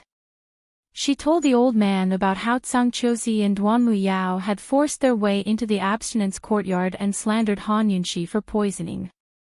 But in the end, she added, this old woman didn't know that Han Yunshi was a remnant of the poison sect. As for whether head elder was purposely causing trouble in the abstinence courtyard to lure out the poison beast, this old woman isn't sure. After learning that Han Yunshi was a remnant of the poison sect, this old woman didn't try to shield her. Although Granny Yu didn't defend her, at least she didn't slander her. Han Yunshi silently exhaled in relief. She didn't add anything else, trusting that old man Kenzo could see everything clearly and Tsang Chozi's motives. Sect head, we didn't slander Han Yunshi for poisoning her. Yao Yao was the one who said it. Yao Yao has a witness, she was poisoned herself. Tsang Chozi cleverly avoided mentioning the Long Fei Yi incident. As soon as he finished, Duanmu Yao entered and walked to old man Kenzo's side, sobbing. She rolled up her sleeves to reveal her terrifying rose vines.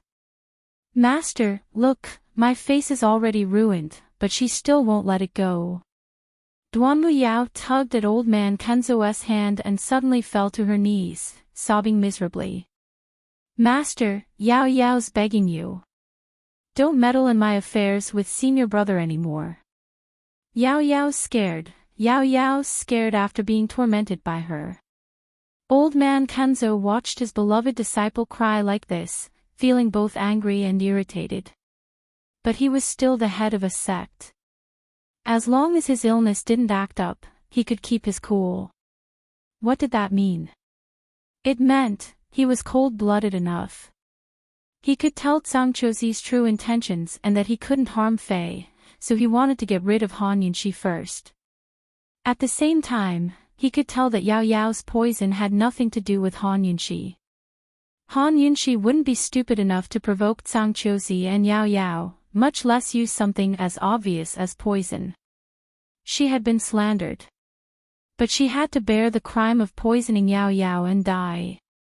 Even if she didn't, Yao Yao, Zhangqiuzi, second elder, and third elder would have to bear the brunt of the crime.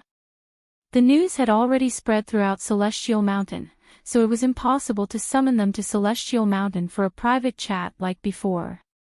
He would punish Yao Yao and the other elders in private, but he had to protect them on the surface. Protecting them was the same as protecting Celestial Mountain Kenzo's honor. Moreover, he was most worried about Fei. As long as Fei emerged from closed-door cultivation, he could participate in the ranking matches and inherit the position of sect leader. At a time like this, Fei couldn't afford to be dragged down by Han Yunxi. Even if Fei didn't participate in the ranking matches, he couldn't be involved with the remnants of the poison sect. Once news of this spread, Fei would become the target of all of Cloud Realm continent. Even the South Central region's commander-in-chief's estate would betray him. Thus, whether or not Fei knew Han Yunxi's identity, he had to get rid of this source of trouble before he emerged from closed-door cultivation. Kenzo's eyes flashed with ruthlessness before he asked coldly, Han Yunxi, where's the antidote? Han Yunxi only smiled coldly. Does this old Kenzo believe that I was the one who poisoned him? She didn't even want to call him master anymore. Coldly, she said, I don't have it. This Grand Master will give you one last chance. Hand over the antidote. Kenzo raged. Will you let me go if I hand over the antidote? Han Yunxi laughed out loud. Even she found her words laughable. We can leave your corpse intact. Kenzo's face was expressionless. No need. Han Yunxi supported herself with one hand on the white wolf's back to steady her weak body. She pointed at Duanmu Yao with the other. I want her buried with me. Zhangqiuzi hastily added, she's not the only one who knows how to cure rose vines. Senior brother, don't be fooled by her. She's using Yao Yao to threaten us. Duanmu Yao had no antidote, but there were still 3 days before the poison flared up. She could find Jun Xia. She could find other poison masters. She wouldn't die. Duanmu Yao looked at the vines on her hands and steeled her heart. Master, eliminating the remnants of the poison sect is more important.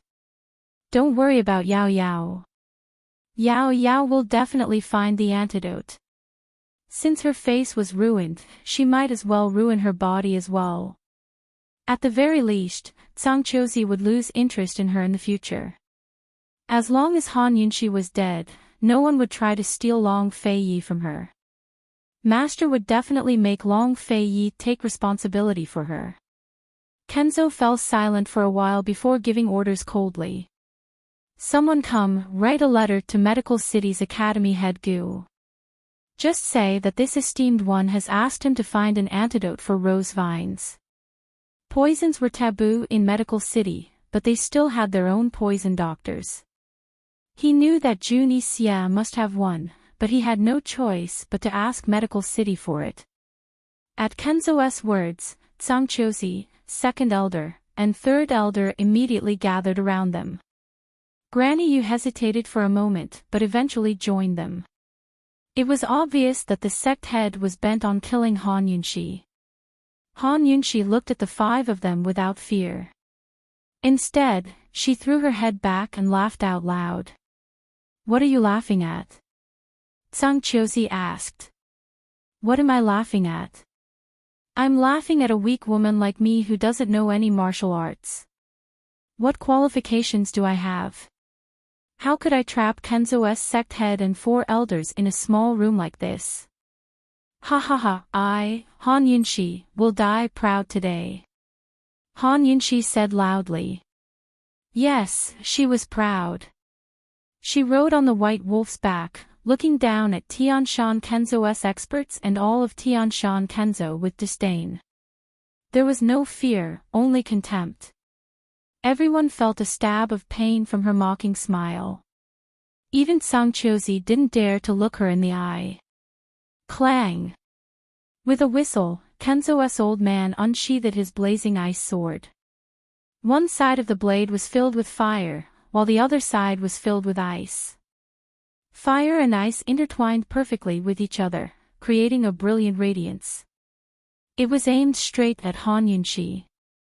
Oh whoa! The white wolf leapt angrily over Kenzo's sword and swooped down on Kenzo, forcing the old man to retreat out of the room. The white wolf followed closely behind, its howls like the howling wind that hurt. Second and third elder chased after them, but Sangchozi didn't move. Seeing Granny Yu staring at him, he had no choice but to give up on Long Fei Yi and chase after the old man. No one else knew why Kenzo's old man had fled at the first blow, but Granny Yu knew. He didn't want to destroy Abstinence Hall and disturb Long Fei Yi. Granny Yu hurried after him, too preoccupied to notice the cracks in the walls. As soon as Granny Yu reached the door, she was blinded by a flash of red and blue sword-on. The sword-on was magnificent and contained an unparalleled amount of strength as it flew towards Han Yunshi and the white wolf like a hot knife through butter. Chapter 736. The dazzling sword-on was like a raging flood, whistling through the air until there was nowhere to run. Han Yunshi knew that this was the moment between life and death. The white wolf knew that it was impossible to escape this calamity. Han Yunshi shut her eyes and tried to focus. She wanted to draw the white wolf into her poison storage space. Since she couldn't escape, she couldn't let Lil Thing fall into their hands. She could still focus in the face of death. Her heart was still strong, so the only thing that hurt her was her body. But both her poison storage space and detox system were in a state of collapse. She couldn't operate them at all. Her eyes widened in shock. How could this be? In a flash, the white wolf suddenly stood up and raised its claws.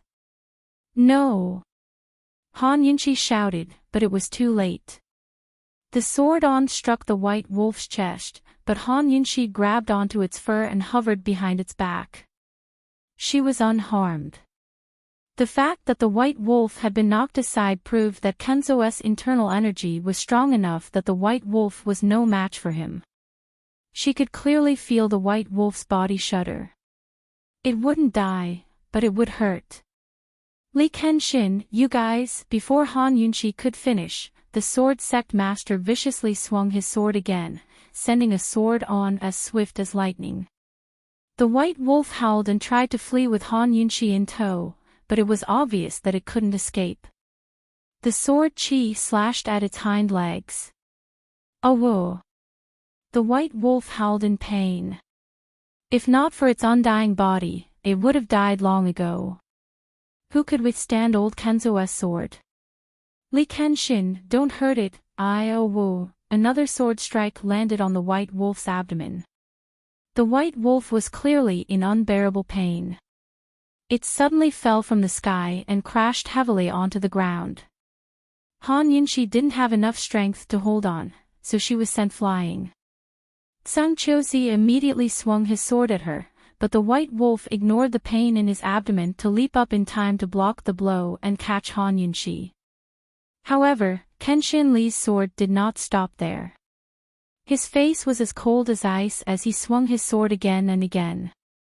His speed was extremely fast and his power was boundless. He was Cloud Realm Continent's #1 expert. His sword was the most powerful in all of Cloud Realm Continent. Even a poisonous beast couldn't withstand such a high-intensity attack. The white wolf couldn't take the initiative to attack, and its dodging speed became slower and slower. It could only take a beating. But even so, it still protected Han Yunshi and did not let Han Yunshi get hurt. Seeing that the white wolf didn't have much strength left, Sangchozi shouted, let's go together and help the sect leader. We'll attack Han Yunshi together. Seeing that the sect leader didn't speak, the three elders and Sangchozi took to the skies to attack Han Yunshi from above. At this point, Han Yunshi's poison needles were completely useless. The White Wolf fought 1 against 5 and took all of the sword chi from Kenzo and the 4 elders. Whoosh whoosh whoosh. Streaks of sword chi lashed out like whips, ruthlessly striking the White Wolf's body.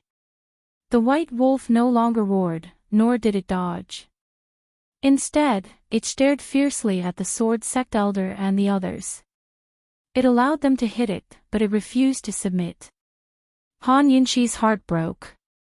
She wrapped her arms around the White Wolf's neck and sobbed by its ear. Lil Thing.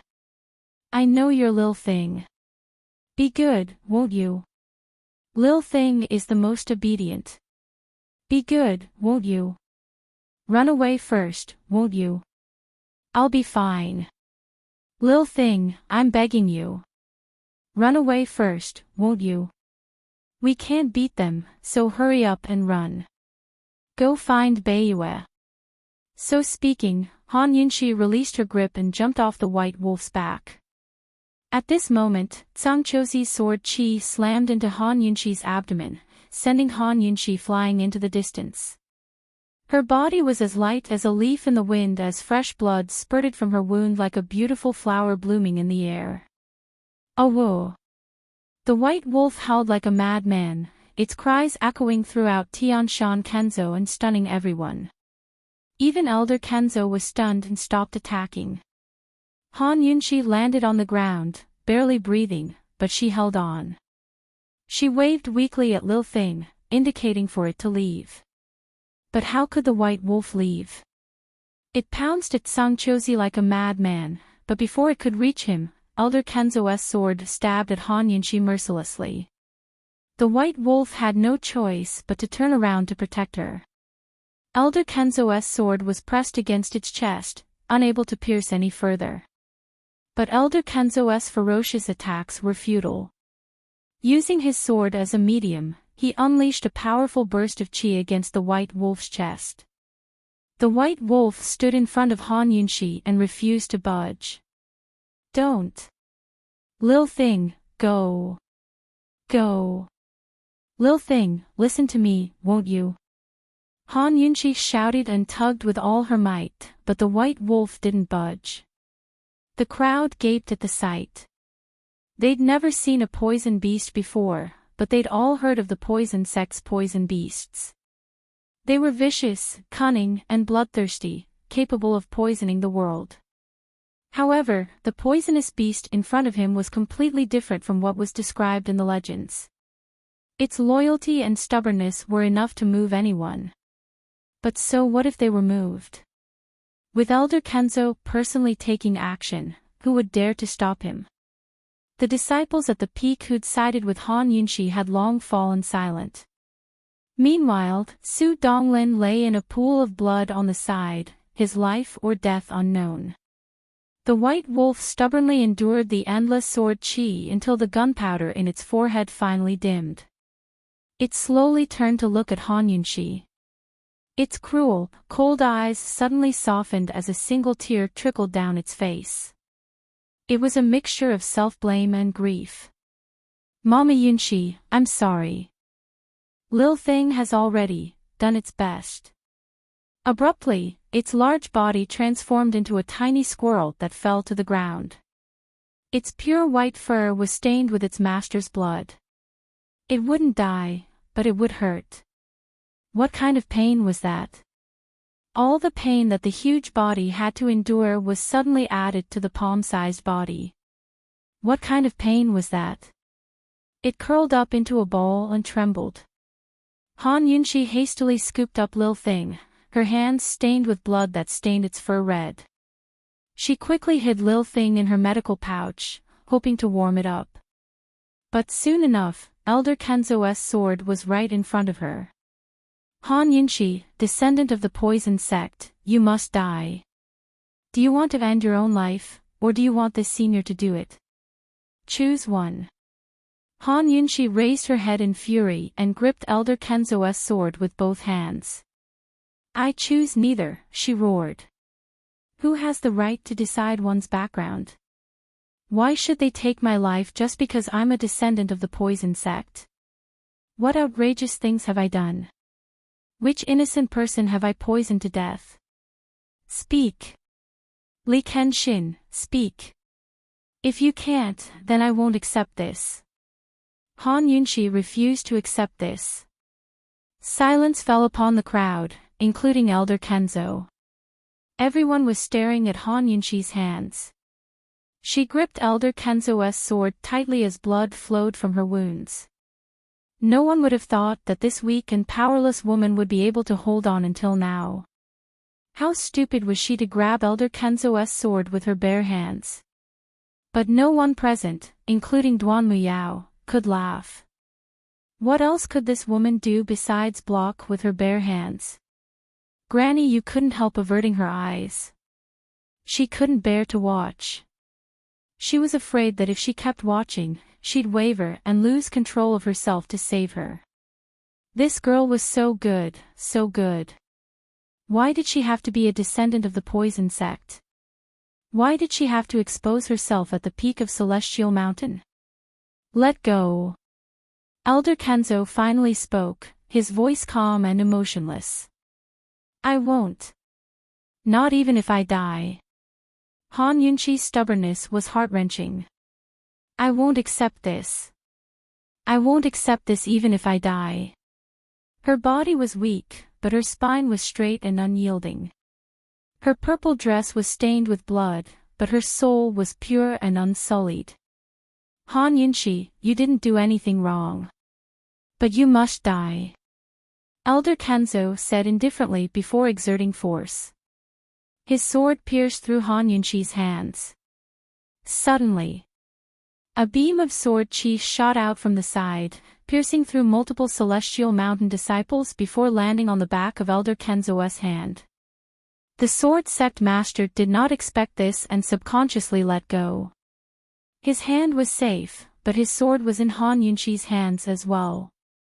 Han Yunshi looked back and saw the Celestial Mountain disciples fall to the ground one by one. Then a familiar figure flew towards her. Long Fei Yi. A month apart felt like 1,000 years, a single wall separated them into life and death. Long Fei Yi, Yunshi's finally waiting for you. Luckily, I didn't give up. Han Yunshi wanted to laugh, but her tears flowed uncontrollably. When she saw him, all of her stubbornness, persistence, and strength crumbled away. Her hands fell limply to her sides as Elder Kenzo's sword clattered to the ground. Han Yunshi had no strength left as she slowly toppled to the ground. Before she lost consciousness, she felt a familiar warmth against her, Long Fei Yi's embrace. Long Fei's naturally handsome face turned frighteningly cold as he cradled the frail woman who looked like she could be carried away by the wind. His eyes were hooded as he gently smoothed out Han Yunshi's messy hair and wiped away the bloodstains on her face. Silence fell upon the scene. Even Elder Kenzo didn't make a sound. His eyes flickered between light and dark as he wore a complicated expression. Long Fei Yi was even quieter, to the point that it made one's heart tremble with fear. He tore off a corner of his robes and carefully bandaged Han Yunshi's hands. Then he began to inspect her body for injuries, both internal and external. Her stomach was the worst of all. The quieter he grew, the stronger his killing intent. Sun Chiosi and the rest were already on guard. Long Fei Yi channeled true qi into Han Yunshi's body to protect her life. Then he gently placed her on the ground and took off his clean black robes to cover her. As soon as the black robe was taken off, everyone sucked in a cold breath. He was only wearing a pure white robe, but his back was soaked with blood. Whip wounds could be faintly seen on his back. He planted a light kiss on Han Yunshi's lips before rising to his feet. He coldly swept his gaze over everyone present, his pitch-black eyes blazing with a monstrous rage. He was furious. Those who have hurt her must all die. Silence fell upon the scene. Even the sound of the wind could be heard. Fei, before Elder Kenzo could speak, Long Fei suddenly pointed his sword at him. You're the first.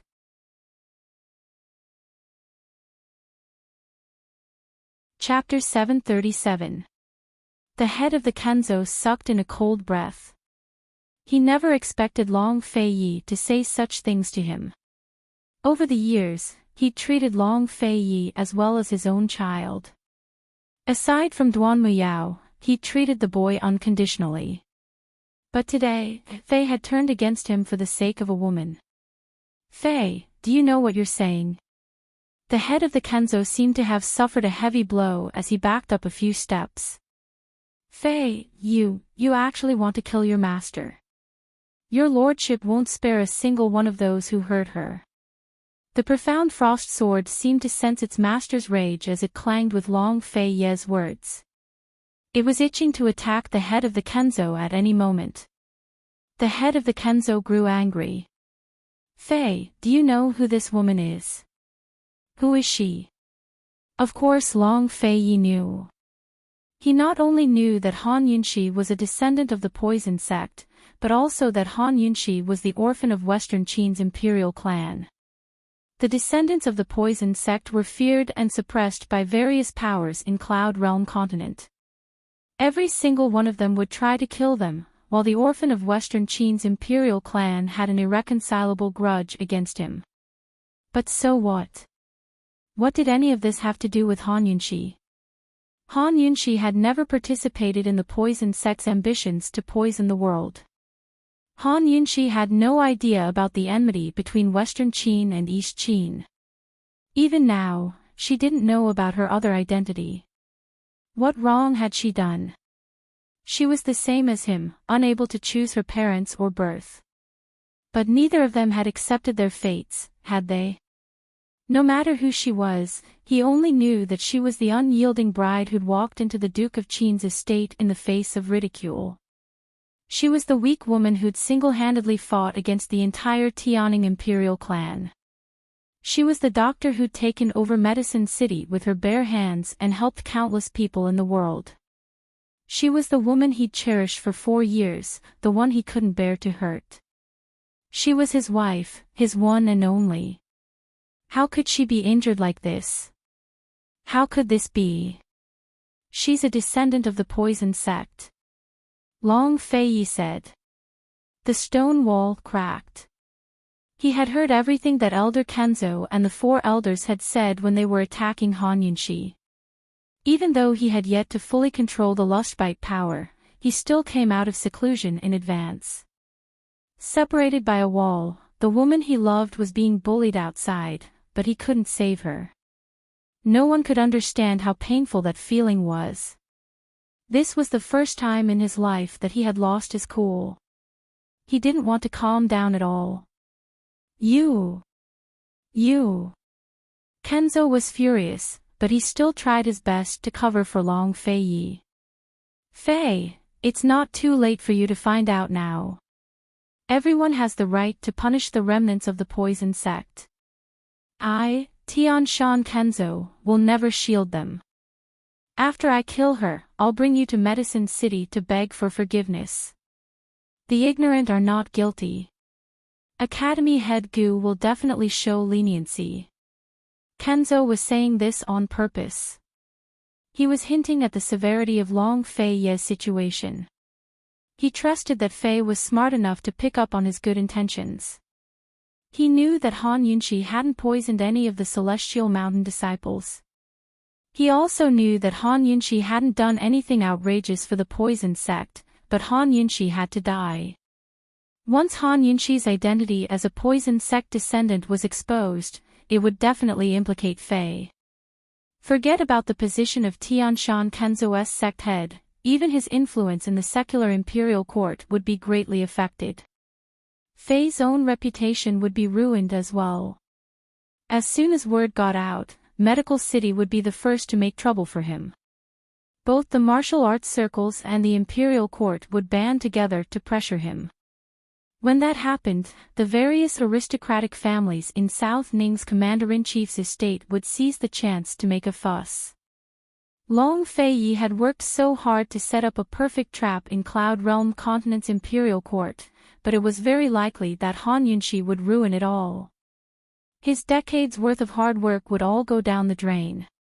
Even the powers within the East Qin imperial clan would oppose him. He couldn't lose everything for the sake of a woman. He couldn't bear the infamy of the world for her sake. Long Fei laughed out loud. Of course he understood his master's words, but he never thought that the old man in Kenzhou, who was as important as a father in his heart, didn't understand him at all. He'd said it a long time ago, Han Yunxi, I won't trade away my country. To betray an innocent woman for the sake of power, and the world, he could not do such a thing. The so-called righteous sects and righteous paths are nothing more than this. Long Fei's mouth revealed endless ridicule. He didn't want to listen to the old man in Kenzou's nonsense anymore. He held his sword with both hands and suddenly soared into the sky. No one knew what kind of power he'd given the profound frost treasure sword, but everyone present could feel the surging waves of power from his profound frost treasure sword. It was extremely terrifying. Only now did the old man in Kenzhou accept the fact that Long Fei really wanted to kill him. He reached out and grabbed the air, causing the scorching ice treasure sword to fly into his hand. He tapped his foot lightly and easily flew into the sky. Standing against the wind, his cold eyes stared at Long Fei. You've disappointed your master too much. The old man in Kenzhou deliberately lowered his voice, wanting to persuade Long Fei. As long as Long Fei changed his mind and killed Han Yunxi, the situation wouldn't be so serious. Using the strong to bully the weak, using numbers to bully the few. The two depositories and courtyards, as well as you, the master of 10,000 swords, teamed up to bully a woman who doesn't know martial arts. Your lordship doesn't have a master like you. Long Fei gave a cold snort. You! The old man in Kenzhou was furious, but he couldn't retort. Long Fei was about to attack when he saw Zhang Qiuzi, second elder, and third elder trying to hurt Han Yunxi. You're seeking death. Furious, he slashed down viciously right next to Zhang Qiuzi. If they weren't so close to Han Yunxi, he would have killed them long ago for fear of hurting Han Yunxi. Zhang Qiuzi was quick enough to dodge the blow and only received a few superficial wounds.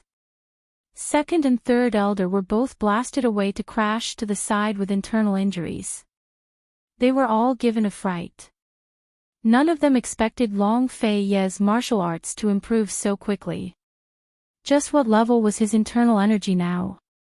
Was he at the 8th level like the sect leader?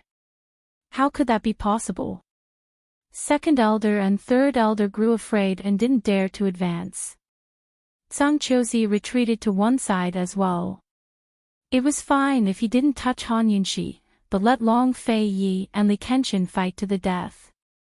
Then he'd lure the heretical sword sect disciples over and seize the throne. Although Long Fei's internal energy had improved greatly, he shouldn't emerge until tomorrow. Otherwise, Granny Yu and Han Yunxi wouldn't have risked their lives to guard the stone door. Zhang Qiuzi looked up as a cold smile flitted past his eyes. Long Fei must be seriously injured. Let's fight. Let master and disciple fight it out. Long Fei blew a sharp whistle to attract the loyal disciples of the various factions at the foot of Celestial Mountain. Then he and the old man in Kenzhou began to fight. The two experts faced off in the air, stirring up winds and clouds as the skies changed color. Everyone could sense the power of the two treasured swords. Whether it was the old man in Kenzhou or Long Fei, each blow was earth-shattering and imposing. At first, some people thought Long Fei was overestimating himself and would lose.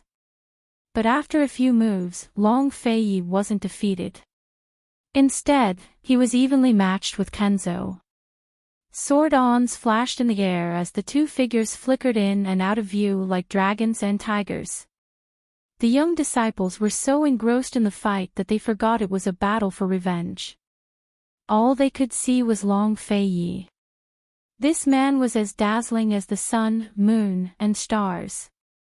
Zhang Qiuying and Duanmu Yao stared blankly as well, forgetting everything else around them. Soon, several young disciples rushed up.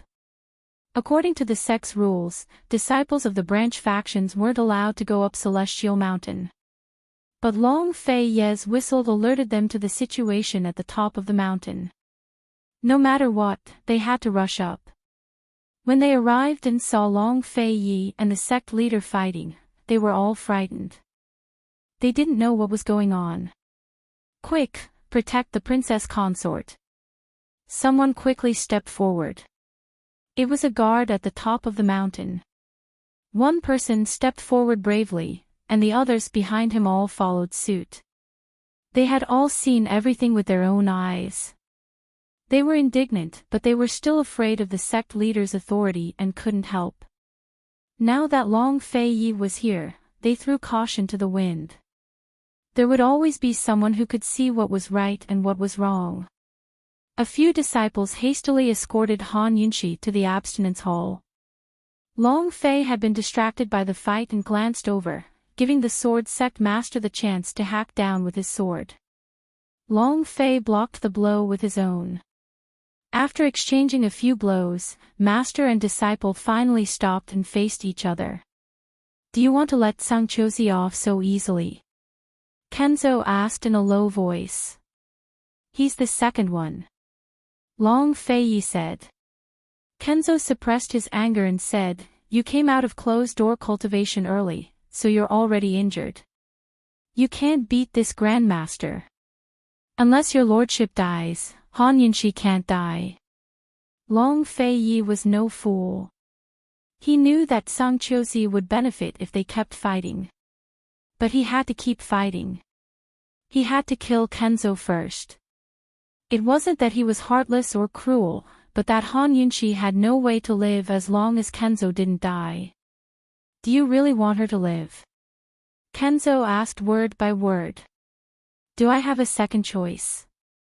Long Fei Yi retorted. Kenzo didn't hesitate. "No. As long as your master is alive, I won't let you take the wrong path."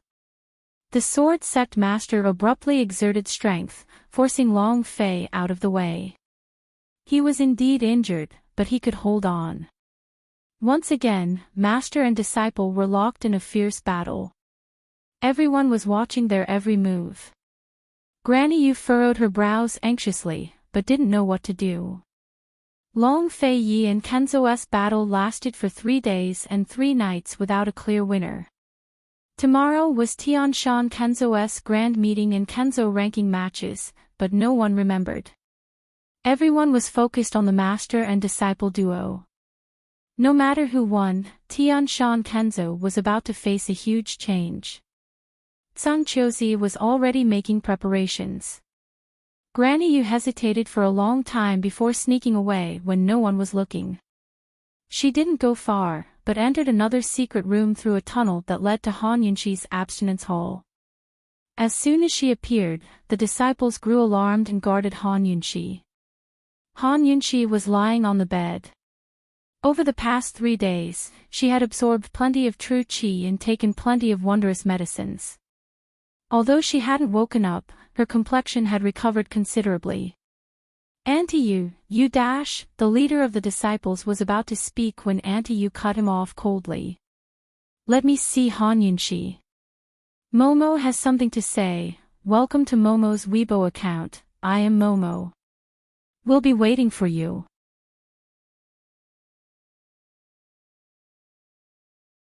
Chapter 738. As soon as Granny Yu said she wanted to see Han Yunxi, everyone grew even more guarded.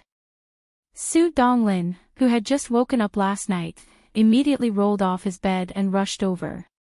"Granny Yu, I never expected you to be such a despicable person." We were all wrong about you." If you want Han Yunxi to recover faster, then get out of the way. Granny Yu said bluntly. She didn't regret helping Han Yunxi, nor did she regret joining forces with Zhang Qiuzi to attack her. Both were things she should have done. Now she wanted to do the same thing for the sake of Celestial Mountain. You're trying to harm my mistress, aren't you? Who'd believe your lies? Su Donglin gave a cold snort. Granny Yu's face sank. She was about to attack when Su Donglin cried out, Granny Yu, you took advantage of His Highness Duke of Qin's duel with that old wretch Kenzo to ambush us. What kind of hero are you? Impudence. Granny Yu snapped. If you insult the sect leader again, don't blame this old woman for being impolite. Insult? Hee, how would I dare? What if that old wretch Kenzo gets angry and summons all 4 elders to gang up on me? Then I'll be dead for sure. Su Donglin feigned fear, but his words were full of sarcasm. As he stalled for time with Granny Yu, he shot glances at the people around him, telling them to inform His Highness Duke of Qin. Unfortunately, Granny Yu's eyes were sharp enough to see the man about to leave. She immediately struck out with her palm to block his path. Fei and the sect leader are fighting fiercely. Zhang Qiuzi will be the fisherman who benefits. None of you should think of living. Granny Yu's face was stern, her voice cold enough to intimidate the crowd. Zhang Qiuzi was the one who started this from the start. Your true enemy should be him. Everyone exchanged glances at her words. Although they all resented Kenzo, Granny Yu was right. Their true enemy was Zhang Qiuzi. His Highness Duke of Qin's current strength was equal to Kenzo's. If the two of them kept fighting, both sides would suffer. In the end, Zhang Qiuzi would be the one to take advantage of the situation. Su Donglin looked at his brothers and hesitated a bit before asking, this has nothing to do with the Princess Consort. The Princess Consort is already unconscious, so she can't persuade His Highness. I can wake her up immediately. She's the only one who can persuade Fei now. Granny Yu's tone was heavy. Why should we believe you? Su Donglin was still on guard. Granny Yu was enraged. I can take all of your lives right now, including her. If I really wanted to kill her, why would I waste so much time talking to you? Su Donglin was speechless. The dozen or so brothers exchanged hesitant glances. Even though Granny Yu wasn't wrong, this responsibility was too great, and none of them could bear it. Unexpectedly, Granny Yu took advantage of their inattention to flash forward, her figure like the wind as she shuttled through the crowd. By the time everyone recovered their senses, she was already sitting on the bed and supporting the unconscious Han Yunxi. Granny Yu, you. Su Donglin was stunned. Close the door and everyone retreat to one side. Put your hands behind your heads and squat down. Granny Yu warned Ice. Otherwise, I'll kill her right now. Granny Yu's hand really did wrap around Han Yunxi's neck. Everyone present was frightened and did as Granny Yu said, especially Su Donglin, who crouched down with his head in his hands and shouted, Auntie Yu, if you want to kill someone, kill me first. Granny Yu had had enough of these people. She stabilized Han Yunxi with one hand and channeled her true energy into Han Yunxi's body with the other. Seeing this, everyone breathed a sigh of relief. Granny Yu really was here to save esteemed Wang Fei. They had thought that Granny Yu only wanted to transfer some true energy to esteemed Wang Fei, but who knew that she would transfer a full 50% of her true energy. In just a short while, her face had turned completely white. Although esteemed Wang Fei didn't wake up, her complexion was rosy. After all, Granny Yu was a 6th grade Nirvana expert.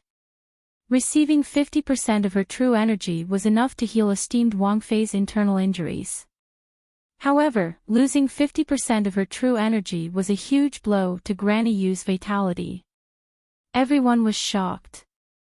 Su Donglin couldn't believe it. He rushed to the bed and saw clearly that Granny Yu had really done it.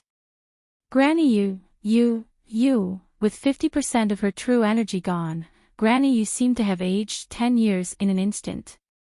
Her entire person looked weak and pale, completely aged. She no longer had the vigor of a martial artist.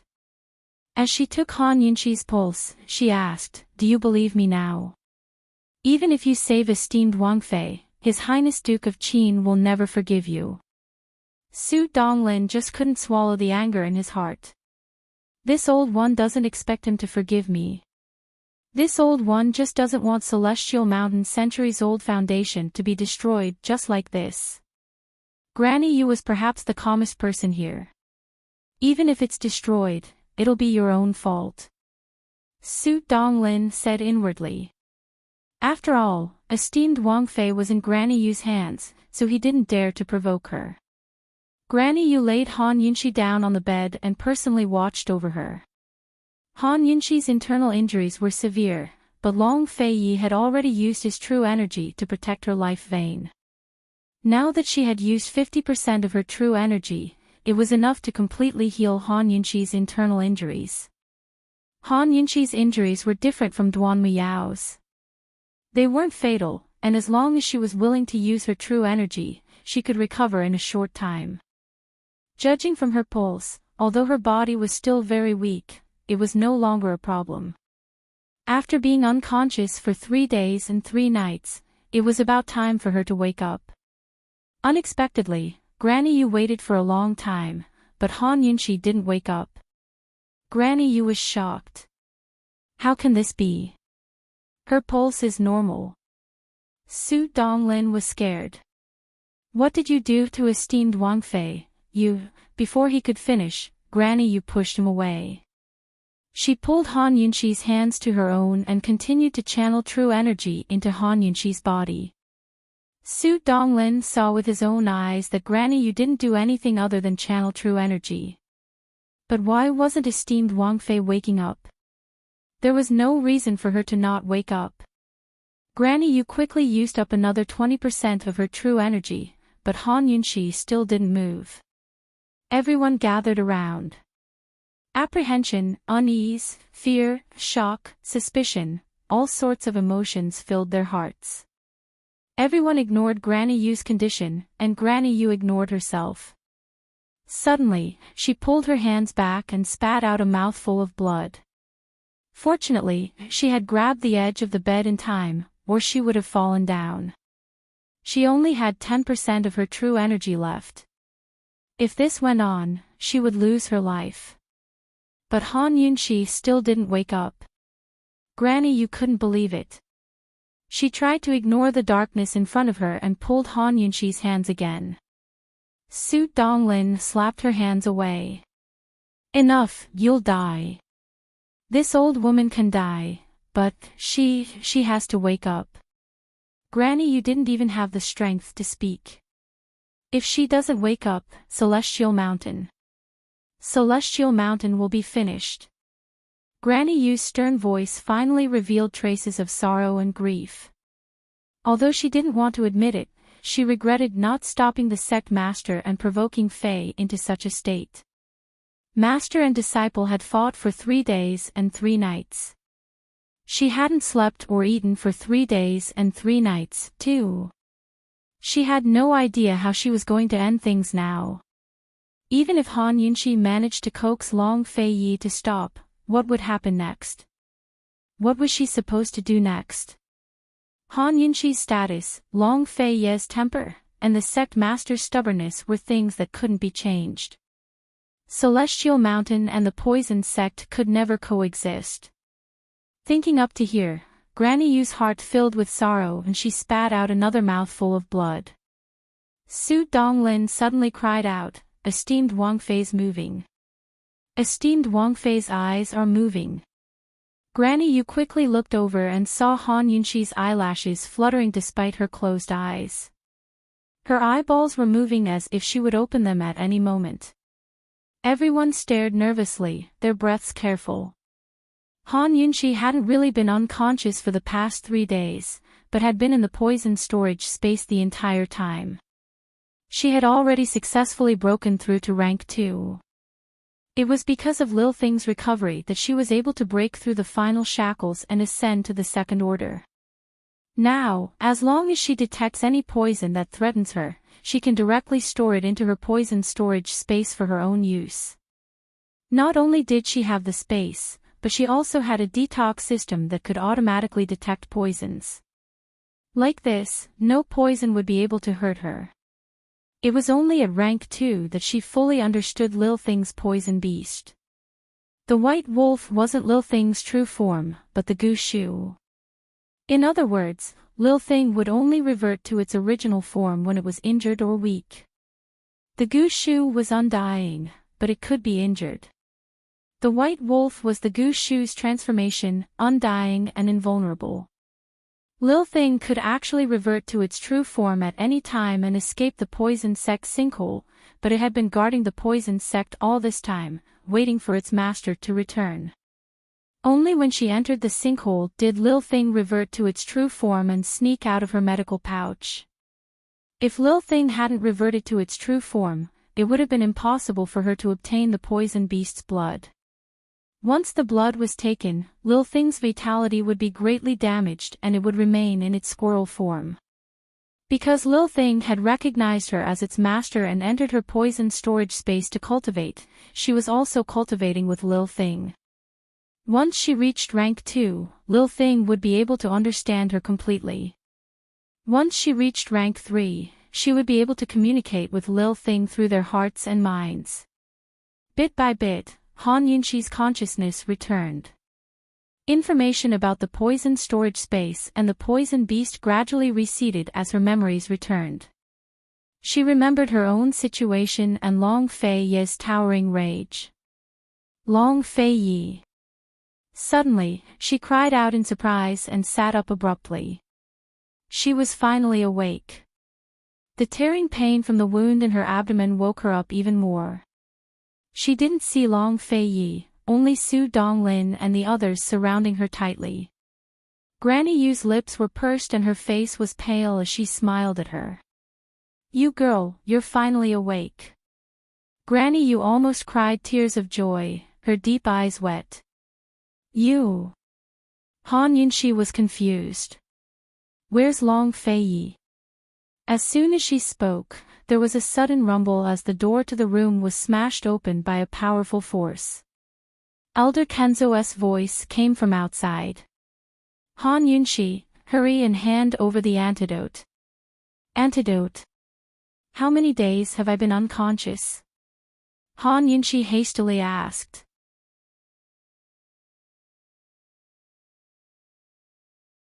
Chapter 739. Things went like this. While the Kenzo old man and Long Fei Yi were locked in a fierce battle, a few attendants suddenly rushed down from the skies, shouting that Duanmu Yao's poison had flared up. Over the course of 3 days, rose vines had covered Duanmu Yao's entire body. Currently, the vines were beginning to bloom with flowers. Without an antidote, Duanmu Yao would die today.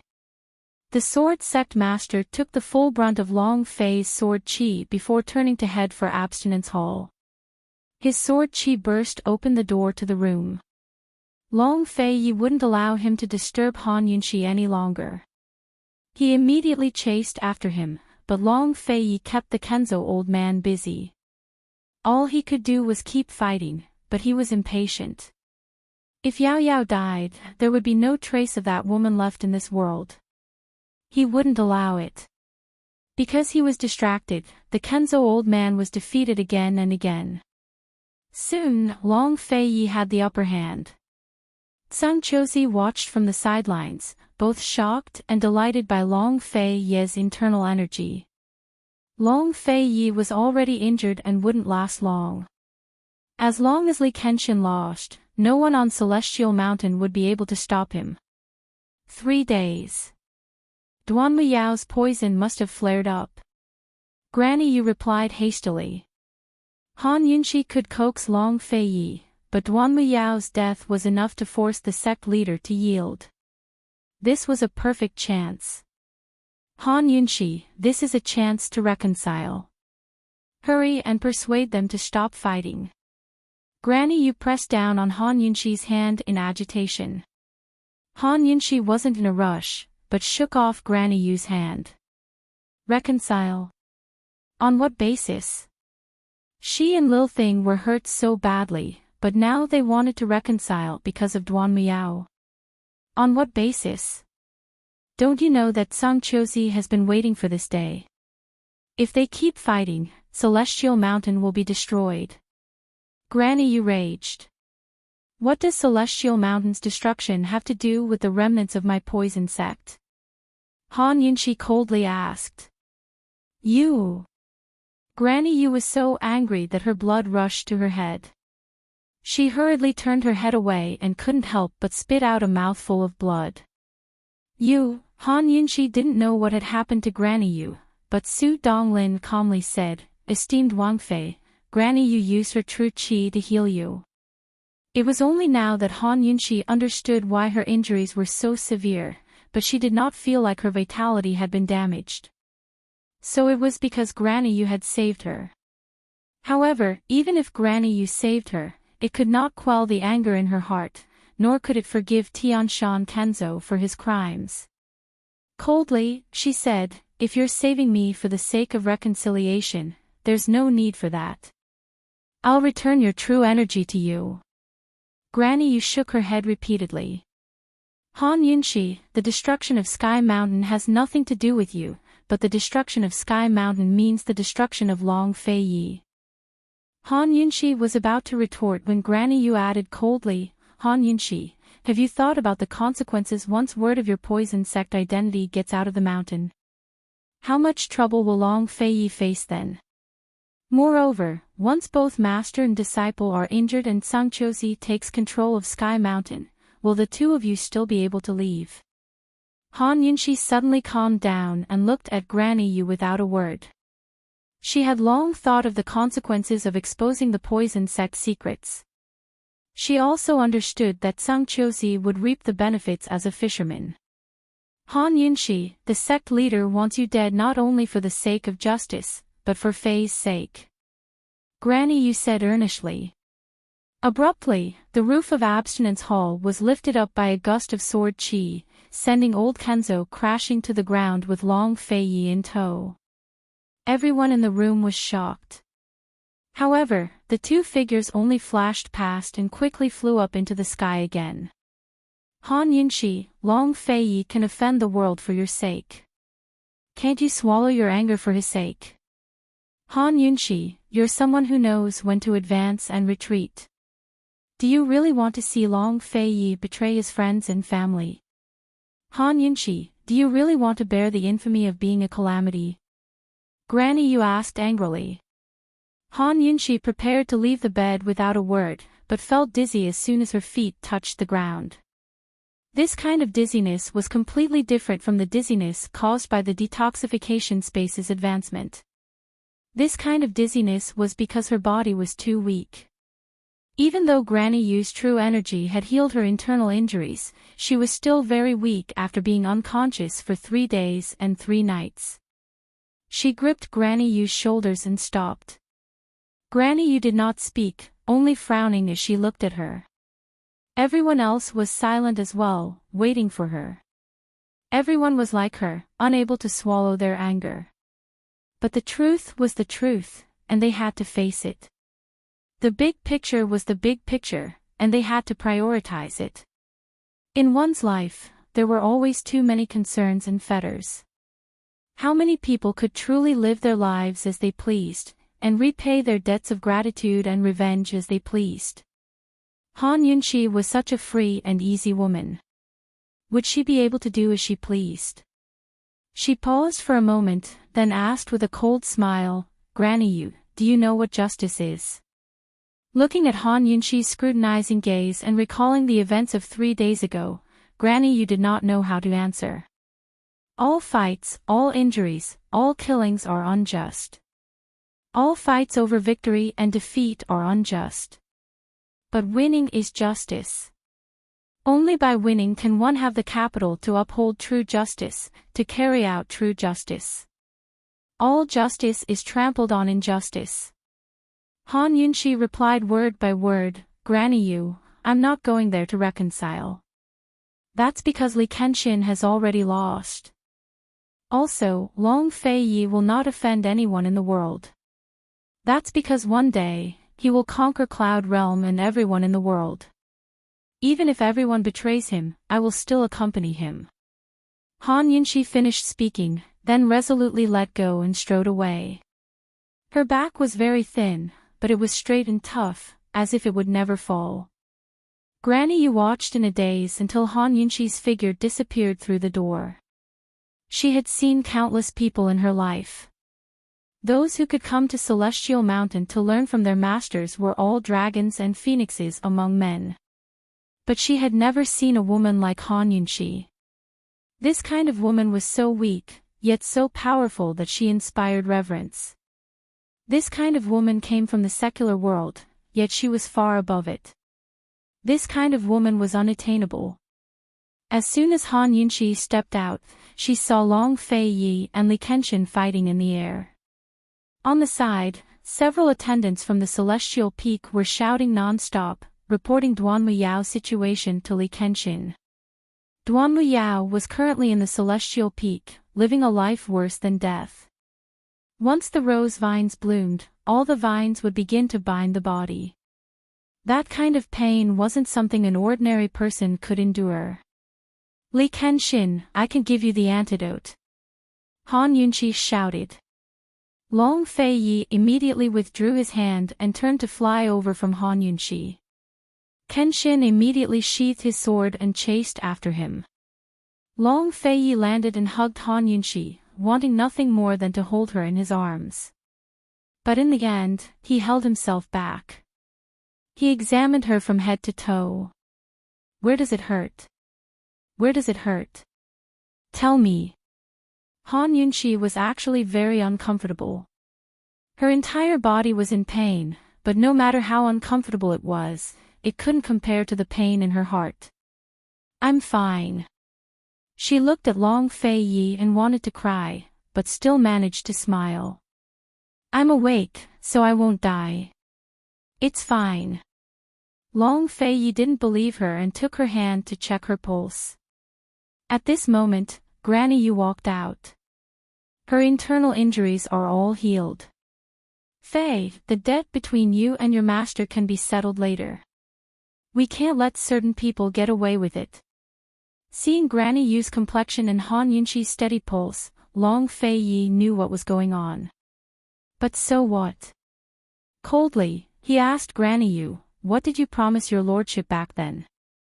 Did Han Yunshi take half a step out of the abstinence hole? Since she'd promised, she had to do it. So what if Han Yunshi's identity as a descendant of the poison sect was exposed? Granny Yu should at least wait for him to come out before she could distinguish right from wrong, right from wrong. Granny Yu lowered her head, speechless. Han Yunshi, hand over the antidote right now. Kenzo chased after her. Long Fei Yi immediately pulled Han Yunshi behind him. Don't even think about it. Duanmu Yao deserves to die even more. Kenzo was so anxious that his face had turned white. He ignored Long Fei Yi and said coldly, Han Yunshi, what will it take for you to hand over the antidote? Hearing this, Granny Yu sighed inwardly. Han Yunshi was right. Li Kenshin had already lost. Han Yunshi was about to reply when she caught sight of Long Fei Yi's back covered in red blood. She backed away in shock, only to suck in a cold breath as she fell into a daze. Long Fei Yi's pure white robes had long been stained red with blood. Just what happened to his back? Han Yunshi covered her mouth with one hand and carefully touched his back with the other. Long Fei Yi immediately moved away. It's nothing, it's just that. Before he could explain, Han Yunshi warned him, don't move. Long Fei Yi still turned around. It's just a small injury, it's nothing. Don't move. Han Yunshi was very fierce. She didn't know where she got the strength from, but she turned Long Fei Yi's body. Long Fei Yi lowered his eyes, not daring to move anymore. Kenzo was anxious. Han Yunshi, what will it take for you to hand over the antidote? Yao Yao can't hold on much longer. Hurry and tell me. Shut up. Han Yunshi angrily rebuked. Kenzo was slightly startled, but he couldn't be bothered to argue with her. This sovereign will agree to whatever conditions you want. Let's get the antidote first. Yao Yao, if you say any more nonsense, this princess consort will guarantee that even the gods won't be able to save her. If you don't believe me, you can try. Han Yunshi glared at Kenzo. Kenzo swallowed the words that were about to come out of his mouth and didn't dare to say anything else. The entire place was silent. It was so quiet that Han Yunshi could almost hear her own heartbeat. It was very, very fast. Through the thin blood-red undershirt, she gently touched Long Fei Ye's back. Soon, she felt the scars. She pulled Long Fei Ye's belt open and ruthlessly took off his undershirt from his back. In that instant, all of the scars were displayed in front of her. For the past month, the scars from the whip had crisscrossed all over his strong and straight back. There were so many scars that she couldn't even count how many there were. These scars hadn't formed yet and were all badly mutilated. It could be said that there wasn't an intact skin. Han Yunshi's hand froze in midair. She didn't dare to touch him. She tightly pursed her lips and asked in a choked voice, Long Fei Yi, does it hurt? It doesn't hurt. Long Fei Yi said indifferently. He wanted to put on his undershirt, but Han Yunshi pulled him back. It hurts so much. As soon as she finished speaking, her tears burst out of her eyes and blurred her vision. How could this be? How could he be injured so badly? She could see that those were the scars of the whip. She knew that he had inflicted them on himself. What exactly did he go through in the secret room? For the past month, they were only separated by a wall, but she didn't know anything. Long Fei Yi, you lied to me.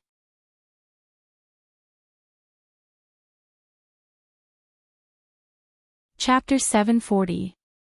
As she looked at Long Fei Ye's mangled back, Han Yunshi's heart clenched in pain. He said that he was only in closed-door cultivation, so why did he hurt himself to this extent? What kind of martial arts was he practicing in this past month? Long Fei Yi, you lied to me, you dared to lie to me. What have you been doing this past month? Han Yunshi didn't dare to speak. Her tears silently flowed, afraid that she wouldn't be able to control herself and burst into tears the moment she opened her mouth. Long Fei Yi turned around and looked at the sobbing Han Yunshi. His brows furrowed tightly. If she was crying because of any other matter, he would let her cry until she was satisfied. However, she was crying because of him, so he really didn't know what to do. He didn't know how to persuade her, he didn't know how to coax her. Han Yunshi, you're making this prince's heart a mess. He continuously wiped away her tears. I really was practicing martial arts. I wasn't lying to you. How did you get injured to this extent? Han Yunshi asked angrily. If you're impatient for success, you must pay the price. Long Fei Yi looked at her meaningfully. Time was too tight. You came out of closed-door cultivation a day early. Are you all right? Han Yunshi asked anxiously. I'm fine. Long Fei Yi lovingly stroked her bangs and said in a low voice, does it look like something's wrong with this prince? He really didn't look like something was wrong with him. Moreover, he fought with the Kenzo elder for 3 days and 3 nights, yet he was still fine. In the end, Han Yunshi nodded and didn't ask any more questions. In her heart, the most important thing right now was to treat Long Fei Ye's wounds and apply medicine. She never thought that Long Fei Yi would sincerely deceive her.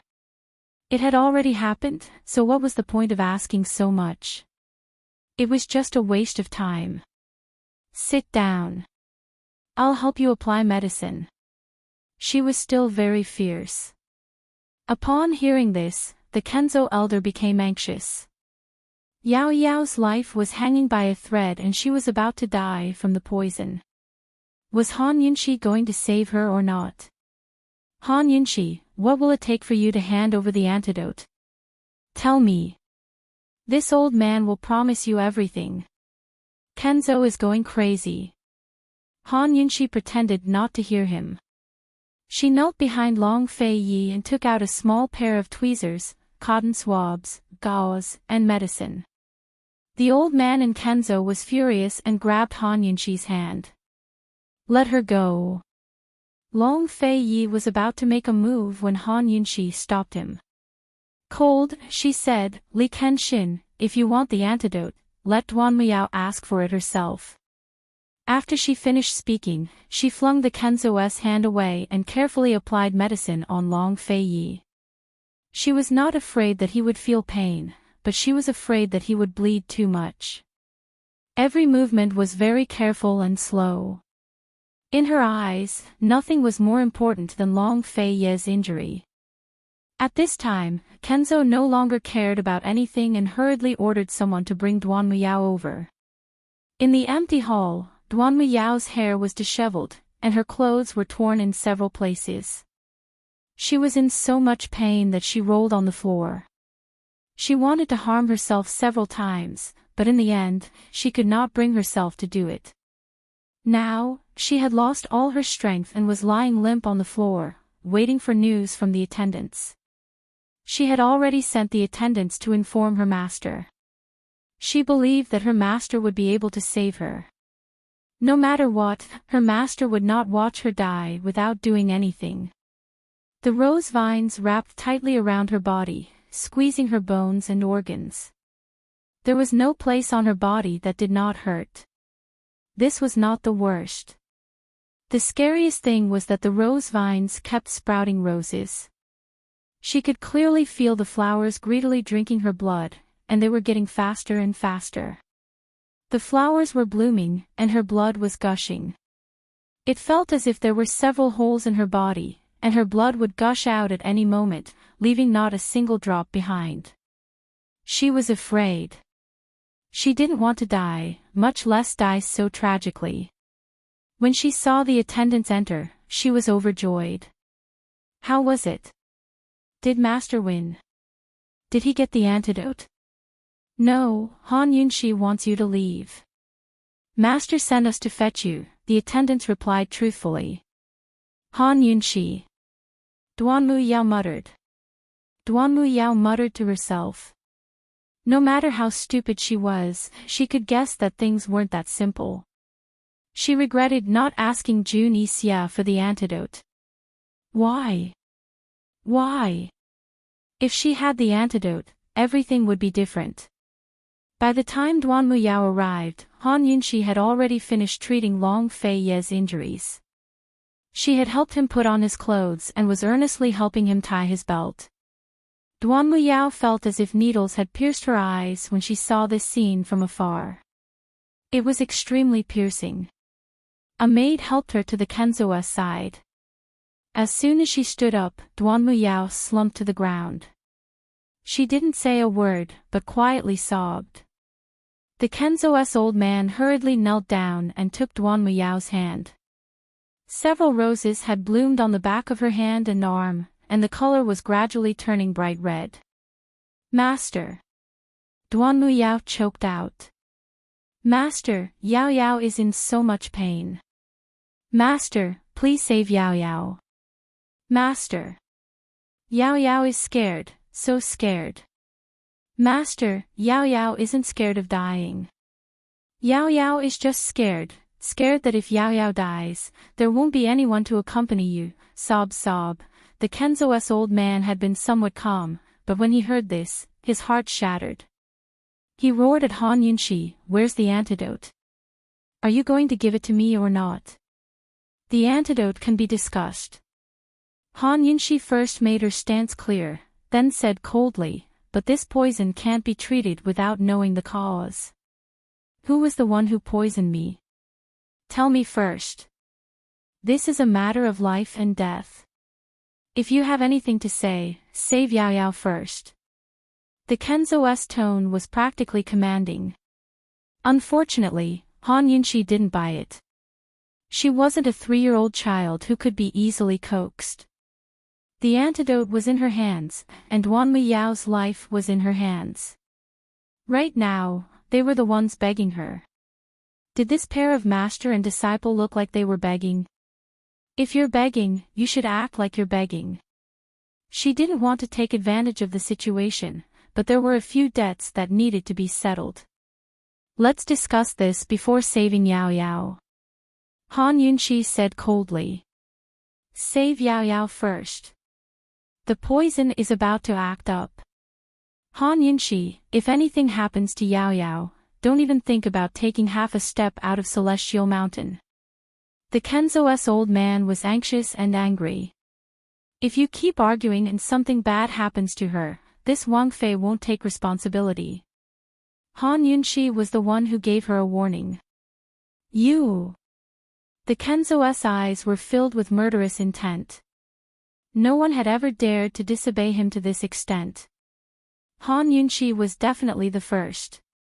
Despite the Kenzo's glare, Han Yunxi crossed her arms and stood there calmly. Long Fei Yi stood behind her, his face as cold as ice, his hand still gripping his sword. The Kenzo's old man glanced at him. He knew that he had no choice but to take a step back. Yao Yao, what's going on with this poison? He asked coldly. How could Duanmu Yao be willing to admit it? She curled up into a ball and sobbed. The more she sobbed, the louder her sobs became. That pitiful appearance made people who didn't know better think that she was being bullied. Suddenly, blood spurted out from the rose on the back of her hand. That was the first rose to bloom. Ah! Duanmu Yao was frightened. Shifu, save me. Shifu. Sob sob. She grabbed the Kenzo's leg. The Kenzo's old man lost all patience and kicked her away, roaring, Who poisoned you? You're still not going to tell me. I poisoned you. Sob sob. I poisoned you with the rose vine. Shifu, save me. Yao Yao doesn't want to die, sob sob. Shifu, save Yao Yao. Duanmu Yao wailed. She was truly afraid. She admitted it. Where's the antidote? The Kenzo's old man asked Han Yunxi angrily. Han Yunxi ignored him and asked coldly, In the past month, poison has appeared in Celestial Mountain. The disciples of the Hidden Sword and Scripture Pavilions were poisoned for no reason. What's going on? It's me. It's me. It's all me, sob sob. Duanmu Yao had no choice but to admit it. Afterwards, she hugged the Kenzo's leg and begged with all her might, Shifu, I'm begging you, save Yao Yao.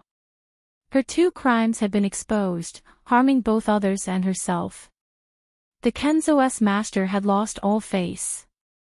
Many onlookers had gathered around them and were already in an uproar, especially the disciples of the Hidden Sword and Scripture Pavilions. All of them were seething with rage. Zhang Qiuzi had already been surrounded by the 2 elders of the Hidden Sword and Scripture Pavilions as the 3 of them began to argue. At this moment, Duanmu Yao's rose on her other hand was spitting out blood as well. The back of her hand had split open. Ah, Shifu, she shrieked, sobbing incessantly. Shifu, save me. Save me. Where it's possible to let people off, one should spare them. Han Yunxi, are you satisfied? The Kenzo's entire being had turned sinister and malicious. Not satisfied. Han Yunxi got straight to the point. Duanmu Yao, did you kidnap Grand Concubine Yi on your own, or? Before she could finish, blood sprayed from Duanmu Yao's shoulder. Startled, Duanmu Yao cried out, There's Zhang Qiuzi too. He and I did it together. At her words, all the chatter around them stopped. Zhang Qiuzi and the 2 depositories' elders stopped arguing as well. Everyone looked over. What did Duanmu Yao say just then? Duanmu Yao threw herself at Han Yunxi's feet, wailing incessantly. Han Yunxi, I'm begging you, give me the antidote. Tsang Chiosi and I did it together. Everything that happened this month was planned by Tsang Chiosi and I. I've already told you everything, so give me the antidote. Let me go. Sob sob. Finally, Duanmu Yao looked like she was begging for help. But Han Yunxi remained unmoved. She allowed her to beg with snot and tears streaming down her face as she looked down on her lofty self. By now, Elder Kenzo had stopped looking at Duanmu Yao and was looking cold at Han Yunxi, his brows twitching with rage. The disciple he'd doted on for so many years had been humiliated to this extent by Han Yunxi. He'd worked so hard to maintain peace and suppress the truth, but Han Yunxi had exposed everything in front of everyone. Killing intent flashed from his eyes. If he'd been forced to kill her before, now he really wanted to kill her. Han Yunxi, you're simply... Granny Yu was about to coax her when Long Fei Yi thrust his sword in front of her face. Granny Yu was about to lose her mind. She never expected Han Yunxi to incite conflict instead of making peace. This woman is nothing but a source of calamity. Han Yunxi, this senior will ask you one last time. Will you give me the antidote or not? Elder Kenzo asked word by word. He'd already reached his bottom line. Li Kenshin, I'll only ask you once. Should we save someone like this? Han Yunxi retorted cold.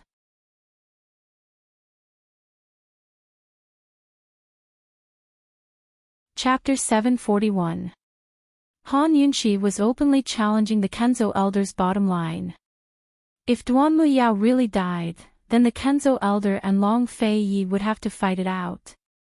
On the sidelines, Tsang Chiosi had no time to worry about second and third elders' accusations or his ruined reputation. All he wanted was for Duanmu Yao to die as soon as possible. Once Duanmu Yao died, Celestial Mountain's internal strife would come to an end, and he'd win. The old Kenzo elder was so angry that veins popped out on his forehead. He glared at Han Yunxi with killing intent. Han Yunxi! Granny Yu roared angrily as she swatted away Long Fei Ye's sword. But soon enough, Long Fei Ye's blade was pressed against her throat, making it impossible for her to move or speak. Han Yunxi was still fearless. She looked around at the crowd and asked loudly, "Tell me, should we save her?" Silence fell over the crowd. No one dared to say no, but no one wanted to say yes either. No one expected Duanmu Yao's fairy-like beauty to be such a venomous snake and scorpion. She was such a hypocrite, especially the male disciples. Their beautiful impressions of Duanmu Yao were instantly destroyed. Tsang Qiuying's lips curved into a cold smile. Although her father's reputation was ruined, Duanmu Yao's was enough to make her happy for days. As long as Duanmu Yao died, she'd be the #1 female disciple of Celestial Mountain. Duanmu Yao lay sprawled at Han Yunxi's feet, bleeding from multiple spots on her body. At this critical juncture, she was sobbing so hard that she'd lost all reason. Kenzo elder's sharp eyes were now half-clouded. Killing intent pulsed from his sword, but before he could swing it at Han Yunxi, Duanmu Yao suddenly shouted, "I'm innocent." "Master, senior brother." Han Yunxi, "I'm innocent." Sob sob. "I'm innocent. Tsang Chiosi forced me to do everything. He forced me to do this. I didn't think too much about it either." Tsang Chiosi was worried that senior brother would fight for the position of sect leader, so he's been forcing me to collude with him all these years. Duanmu Yao tugged at the hem of Han Yunxi's robes and begged bitterly. "Han Yunxi, it was all Tsang Chiosi who forced me. He humiliated me, so I threatened to expose the truth if I didn't work with him. He wanted to ruin my reputation. Han Yunxi, believe me. Han Yunxi, I've told you everything. Please believe me." Everyone fell silent in an instant. The entire commandment yard and the entire Mount Tianshan fell silent. No one expected things to turn out this way, much less Duanmu Yao and Sang Chouzi being so shameless. Han Yunxi was stunned as well. She only wanted to force Duanmu Yao to reveal more inside information, but never expected her and Sang Chouzi to be so filthy. By now, the silence had reached its breaking point. No one could find Sang Chouzi anywhere, so they all looked towards Sang Chouying. Disdain, ridicule, and loathing filled Sang Chouying's face. Her mind was blank. She had never imagined that her father would do such a despicable thing. Finally, she couldn't take it anymore. Muffling her mouth, she shoved aside the people next to her and fled.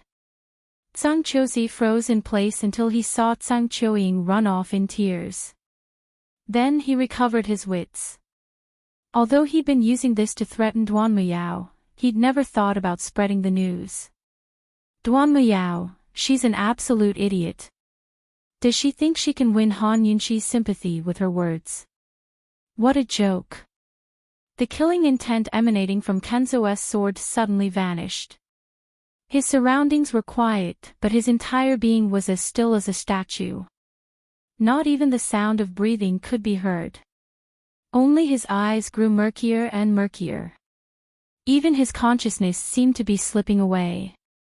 Han Yunxi finally took out the antidote from her medical pouch, but Long Feiyi grabbed her hand and murmured, "What are you doing? Sang Chouzi will be the happiest if she dies. We'll be in big trouble." Han Yunxi was very calm. She pried Long Feiyi's hand away and crouched down to feed Duanmu Yao the antidote. But it was then that a fierce sword chi flew towards them. Long Feiyi raised his sword and knocked it aside. Han Yunxi smoothly fed Duanmu Yao the antidote.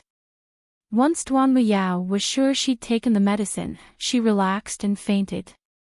Han Yunxi rose to her feet and was about to speak to Kenzo when she noticed the strange look in his eyes. She was secretly alarmed. Old Kenzo's eyes are cloudy and his gaze is wandering. He seems to be unconscious. Could it be? Han Yunxi was about to remind Long Feiyi when he pulled her behind him and pointed his sword in the direction of the sword chi. "Sang Chouzi, what's wrong? Are you too ashamed to show your face?" he asked cold. Sang Chouzi leapt out from behind a large boulder and roared, "That evil disciple Duanmu Yao. It's one thing for her to commit all sorts of evil deeds, but she's failed to live up to old man's expectations. Now she has the gall to slander the old man. The old man swears he won't rest until he kills her. What a high-sounding reason." Everyone present was smart. They only needed to think carefully to figure out what was going on. Neither of these two had threatened the other, but they were clearly colluding with each other without any sense of shame. Duanmu Yao relied on the sect leader's doting love to make Sang Chouzi yield to her. If she hadn't sought death herself, how could Sang Chouzi threaten her? On the other hand, if Sang Chouzi was upright, why would he fear crooked shadows? Why did Duanmu Yao have to slander him instead of anyone else? That was a consensual affair. "Martial Uncle Tsang, you're quite lucky with women." "Ha ha ha," one of the bolder men in the crowd spoke up. The silent crowd erupted into laughter. Sang Chouzi's face alternated between white and red as he raged, "Long Feiyi, get out of the way. Otherwise, the old man will kill you too." But he'd hardly spoken when Kenzo suddenly picked up Duanmu Yao and flew towards the peak of Celestial Mountain. "Sect leader, I won't accept this until we get to the bottom of this." Sang Chouzi immediately chased after him. "Long Feiyi, Li Kenshin seems to have fallen ill," Han Yunxi murmured. Long Feiyi picked her up and followed closely behind. By the time they arrived, Kenzo had already brought Duanmu Yao into the 9th floor of the palace. Sang Chouzi forced the guards away and was about to break through the door when Long Feiyi stabbed him with his sword, narrowly missing his hand. Zhang Qiuzi immediately backed away while Long Feiyi stood in front of the door. You dare to barge into the 9th floor of the palace? Are you planning to rebel? Zhang Qiuzi really did harbor thoughts of rebellion.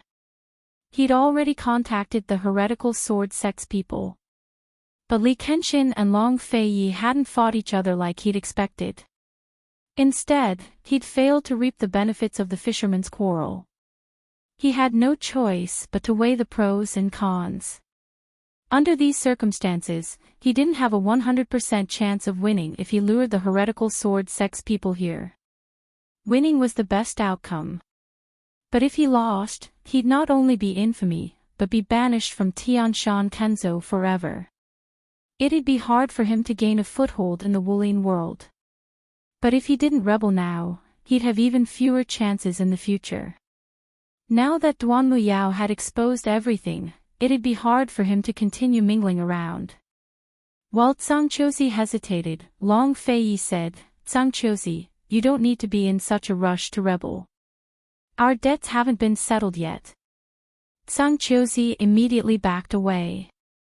Long Feiyi, if you have the guts, how about we meet at the ranking matches? Long Feiyi didn't want to agree, but Han Yunxi grabbed his hand and murmured, you need to rest. Long Feiyi and Old Kenzo had already fought for 3 days and 3 nights, so their energy was limited. Moreover, Old Kenzo's condition was unclear. What if something else happened while Long Feiyi and Zhang Qiuzi were fighting? Fine. Just wait for your death. Long Feiyi said. Zhang Qiuzi's heart finally settled. Although the ranking matches were starting tomorrow, he still had half a day and 1 night to prepare. Although Long Feiyi's internal energy was beyond his expectations, he was certain that Long Feiyi must have suffered internal injuries after coming out of closed-door cultivation early. He and Li Kenshin had fought for 3 days and 3 nights, so he probably wouldn't last much longer.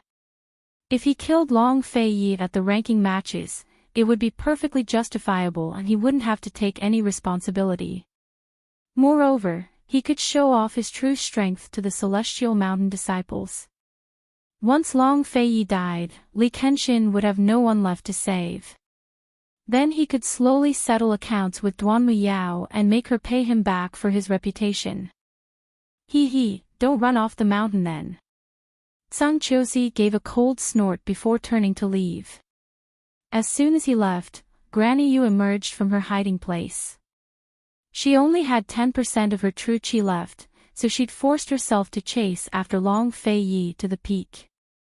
She'd seen Han Yunxi coax Long Feiyi just then. Han Yunxi. Granny Yu sighed. This old woman thanks you for putting Celestial Mountain's interests first. Granny Yu, Celestial Mountain's interests have nothing to do with me anymore. Han Yunxi said mildly.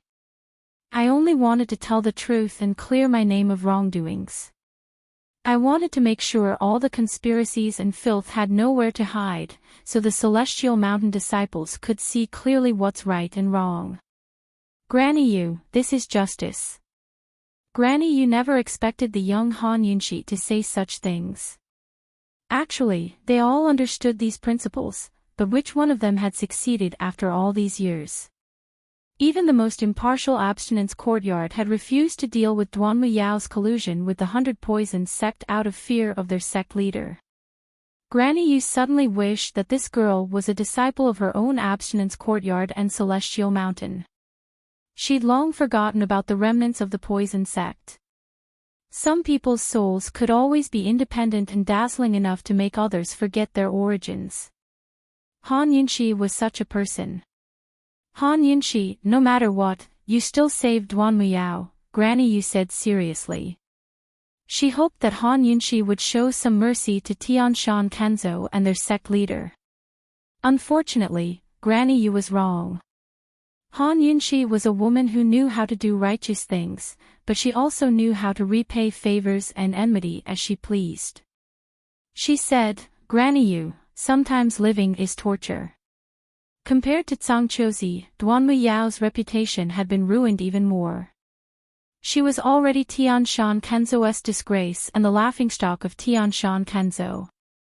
Living in Tianshan Kenzo was worse than death. Unfortunately, she'd already lost her status as Western Zhou's princess and lost all her martial arts. She couldn't go anywhere except Tianshan Kenzo. Granny Yu didn't know what to say, but she suddenly smiled. No one could ever learn from this girl's cleverness and carefreeness. They could only like her and envy her. After Granny Yu left, Long Fei glanced at Han Yunxi before kicking open the doors to his palace.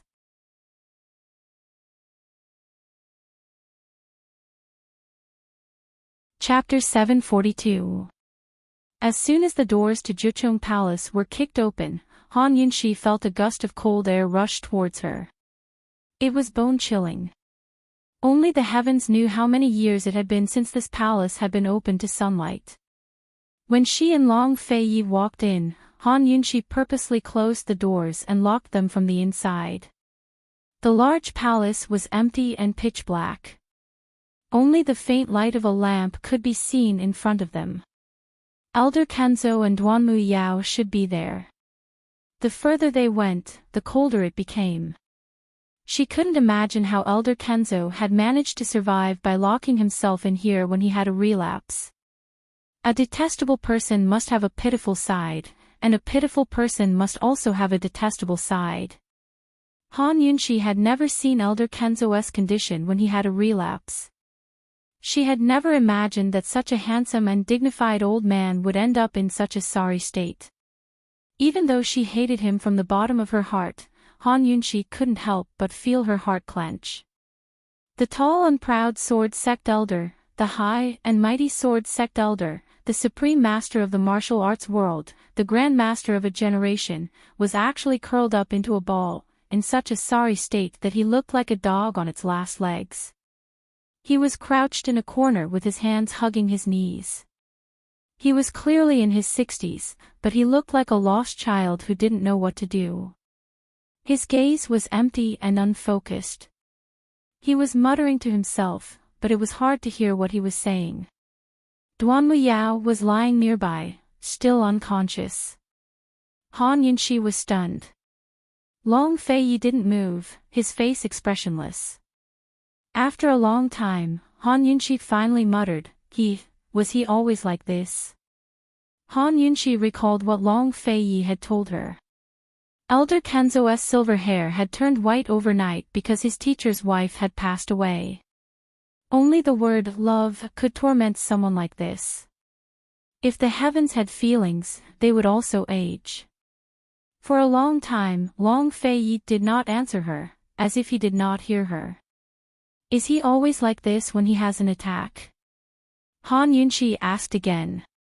But Long Fei did not answer. Han Yunxi turned to look at him and saw him looking down. He did not look at the old man in Kenzo.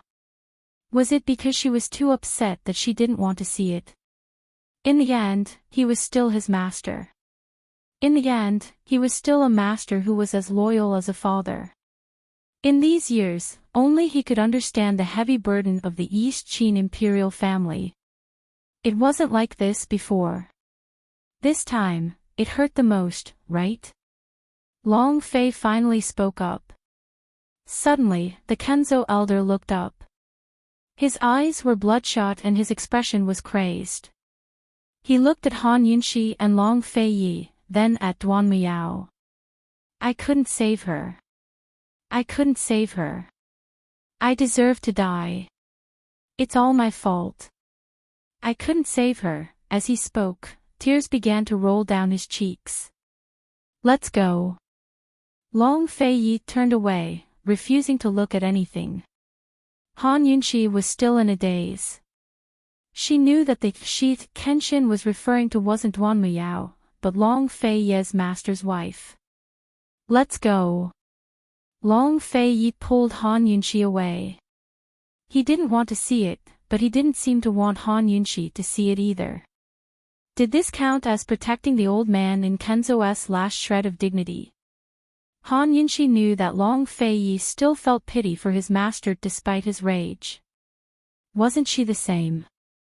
No matter how much she hated him or how unwilling she was, she had to admit that Li Kenshin had killed her out of Long Fei Ye's consideration. If word got out that she was a descendant of the poison sect, Long Fei Yi would be in big trouble. Han Yunxi was about to leave when Kenzo suddenly struck out with his palm. A formless, colorless energy flowed out of his palm and into Duanmu Yao's dantian. This is... Han Yunxi couldn't ignore it. Internal energy. Long Fei Yi immediately rushed over and grabbed Kenzo's hand. You've really gone mad. This energy was none other than Kenzo's internal energy. The true qi that Granny Yu had given Han Yunxi could be slowly recovered through cultivation, but if it was internal energy, then it was gone forever. True qi was used to protect the body, while internal energy was the foundation of martial arts. Kenzo's martial arts skills were so high, and his internal energy was so strong that he was willing to waste it on Duanmu Yao. He really was crazy. Let go. Kenzo slapped Long Fei Ye's hand away like a madman. I have to save her, I have to. Anyone who gets in my way will die. She's Duanmu Yao. Not Luo Qingling. Long Fei Yi roared. Unfortunately, Kenzo didn't stop there. He sent a vicious palm strike at Long Fei Yi. Long Fei Yi could only back away and draw his sword. Time was of the essence, and the ranking matches were tomorrow. He'd come here to negotiate terms with Kenshin, not to see him give up on himself. Han Yunxi watched anxiously. She didn't want Long Fei Yi to fight Kenzo again, and she didn't want Long Fei Yi to waste his precious energy on something so meaningless. Seeing that the master and disciple were about to fight, Han Yunxi quickly pulled Long Fei Ye's hand away. Kenzo's sword came slashing down, right next to Han Yunxi. It was a close call. Long Fei Yi was shocked, and Han Yunxi broke out in cold sweat. Li Kenshin, Luo Qingling is dead. Dead. Han Yunxi roared. Luo Qingling died because of you. Why can't you face the truth? Kenzo was stunned. He looked at Han Yunxi, and his eyes gradually darkened. Be careful. Long Fei Yi wanted to pull Han Yunxi away, but Han Yunxi didn't dodge. She boldly met Kenzo's eyes and asked, You've been suffering from relapses for so many years. Do you think Luo Qingling will forgive you by punishing yourself like this? Let me tell you, she will never forgive you. Li Kenshin, you're a hypocrite and a coward. You betrayed Luo Qingling just to protect your laughable dignity, reputation, and righteousness. She must have been waiting for you to give her a status, but she'll never get it. She's already dead. Even in death, she can only call you master. Li Kenshin, I finally know why you want me dead. Even Luo Qingling has to follow your so-called moral code, right and wrong, let alone others. Li Kenshin, if you can't afford to love her, why do you still love her? Why do you still want to hurt her? Li Kenshin, you can't save her life. You can't even save her heart. You can't give her anything. Li Kenshin, you can only go crazy. You can only admit her identity and miss her when you're crazy. Go crazy. It's just an excuse to make you forget the righteousness of Tianshan Mountain and your relationship as master and disciple. Li Kenshin, it's been so many years. Why don't you want to recover from your illness? By the end, Han Yunxi was choking with sobs. Luo Qingling's already gone. She's gone far, far away. Even if you throw everything aside now and give her the status she deserves, she'll never know. Why did people only know what was precious when they lost something? Kenzo had already put down his long sword. His eyes were no longer cloudy, but tears were flowing down. He fell to the ground, exuding infinite sadness. Every one of Han Yunxi's words stabbed into the deepest, softest parts of his heart, hitting him right where it hurt. Han Yunxi knew she was being cruel, but she had to be cruel to the end. Reality was always crueler than the human heart. She flipped the unconscious Duanmu Yao over and removed her mask to reveal her old, ugly face. Li Kenshin, look clearly. This person isn't Luo Qingling. No matter how similar her talents are, it's not her. Letting a woman like Duanmu Yao practice the Xian Nu swordplay is an insult to Luo Qingling. Li Kenshin didn't look at Duanmu Yao. Actually, he knew everything. All these years, he had doted on and spoiled Duanmu Yao in hopes that someone could master the Xian Nu swordplay. Thus, he only cared about Duanmu Yao's dantian after her injuries. He didn't ask about her ruined face. Silence reigned in the empty hall. Li Kenshin hung his head like a statue. Let's go, Han Yunxi said. Tomorrow, I'll fight Sang Chouzi in the ranking matches, Long Feiyi said before leaving with Han Yunxi. At the door, Long Feiyi said, Han Yunxi, Han Yunxi waited for him to finish. But Long Feiyi only stroked her bangs and smiled back without a word. What about me? Han Yunxi pressed. I'll take a look at your internal injuries. Let's go. Long Feiyi said. Han Yunxi's words had been lingering in his mind. Since you can't afford to love, why do you love? Why do you hurt? The 7th floor palace was Long Feiyi's residence at the peak of Celestial Mountain. Its layout was similar to his quarters at the Duke of Qin's estate. As soon as they entered, Han Yunxi felt as if she'd returned to the Duke of Qin's estate. Only then did she remember something. Long Feiyi, the estate sent a letter before saying that Su Xiaoyu's gone missing. She must have been kidnapped. Don't worry, Chu Shifeng will take care of it. Long Feiyi's eyes flickered with a complicated look as he took Han Yunxi's hand to take her pulse. Han Yunxi wanted to ask more questions, but Han Yunxi stopped her with a look. Han Yunxi could only calm down and let him take her pulse. After confirming that Han Yunxi's internal injuries weren't serious, Long Feiyi finally relaxed. He abruptly reached a hand below Han Yunxi's stomach and gently touched it. Han Yunxi couldn't help but tense up. That place was too sensitive. Long Fei's hand was very warm as it rested on her stomach. It felt indescribably comfortable, and she could faintly feel a warm current flowing from her stomach to spread throughout her body. She was clearly very tired and weak, but now she felt refreshed, as if she'd been reborn. Gradually, she forgot about Long Feiyi's hand and felt her entire body grow lighter. Thank goodness Granny Yu's true qi was protecting me, Long Feiyi sighed, still feeling a lingering fear. I really shouldn't have brought you here. Han Yunxi grew agitated. Don't even think of chasing me away. Long Feiyi laughed.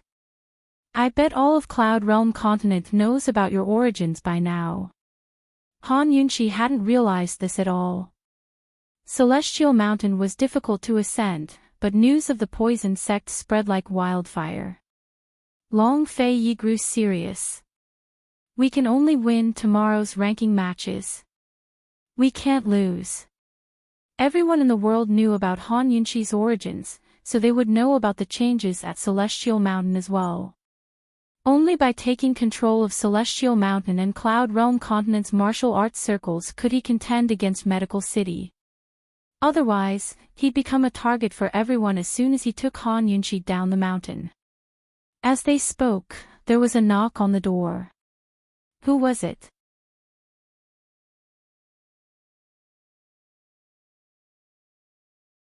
Chapter 743. Someone knocked on the door, but Long Feiyi and Han Yunxi seemed to know who it was and tacitly ignored it. Long Feiyi asked faintly, "How's the poison beast?"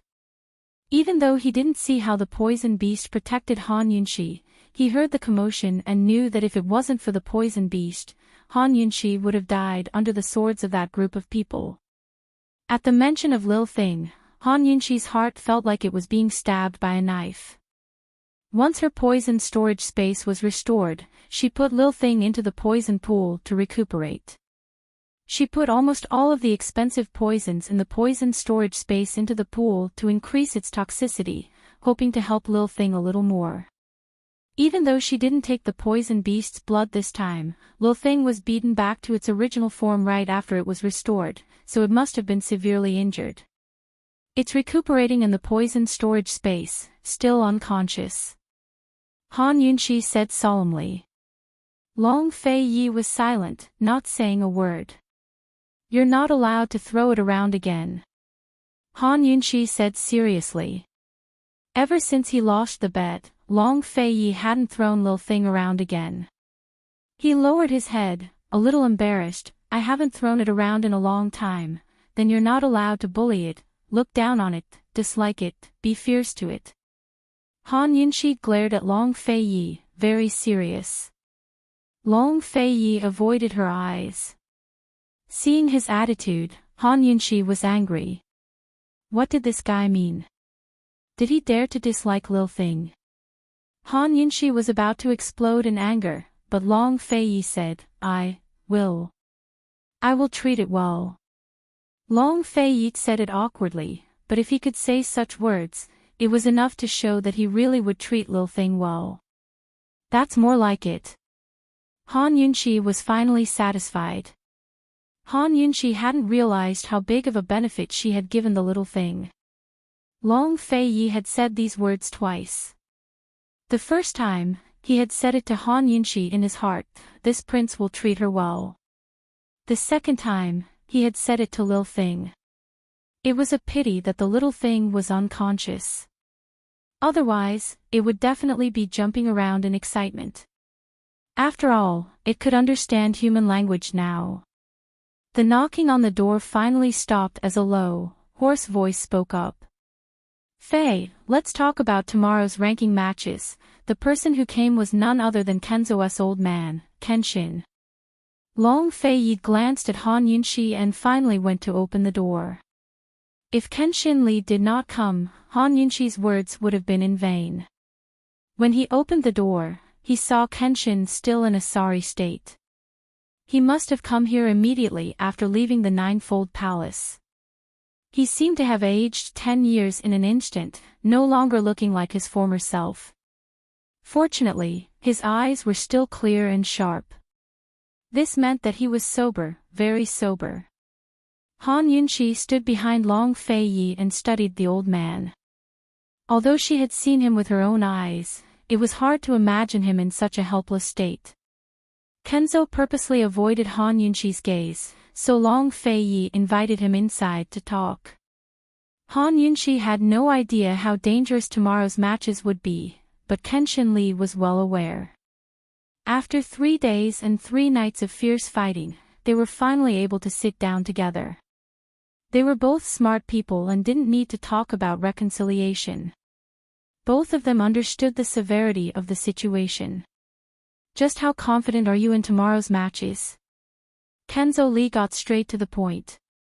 If Long Fei Yi hadn't come out of closed-door cultivation early, he wouldn't have asked this question.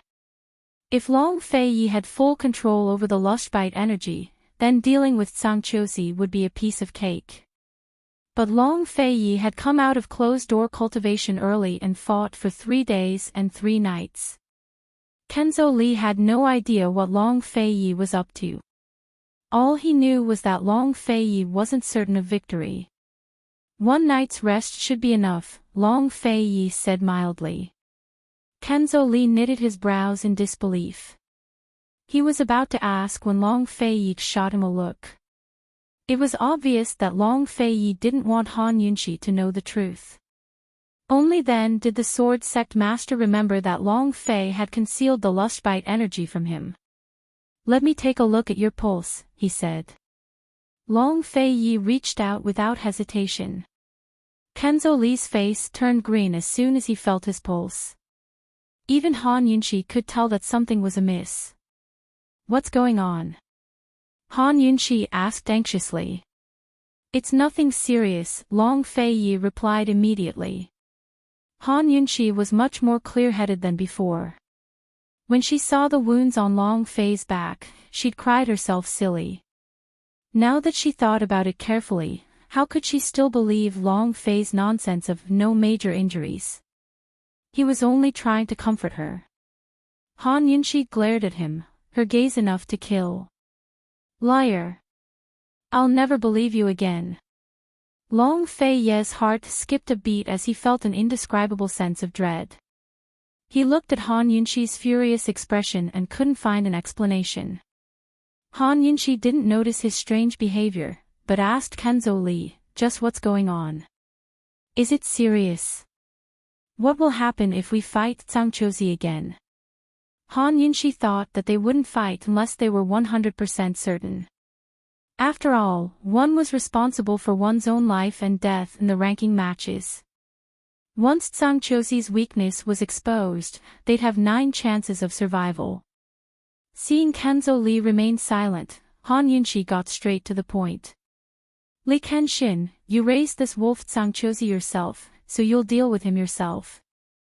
Long Fei isn't playing anymore. Although the sect leader couldn't participate in the ranking matches, he could deal with Zhangqiuzi tonight.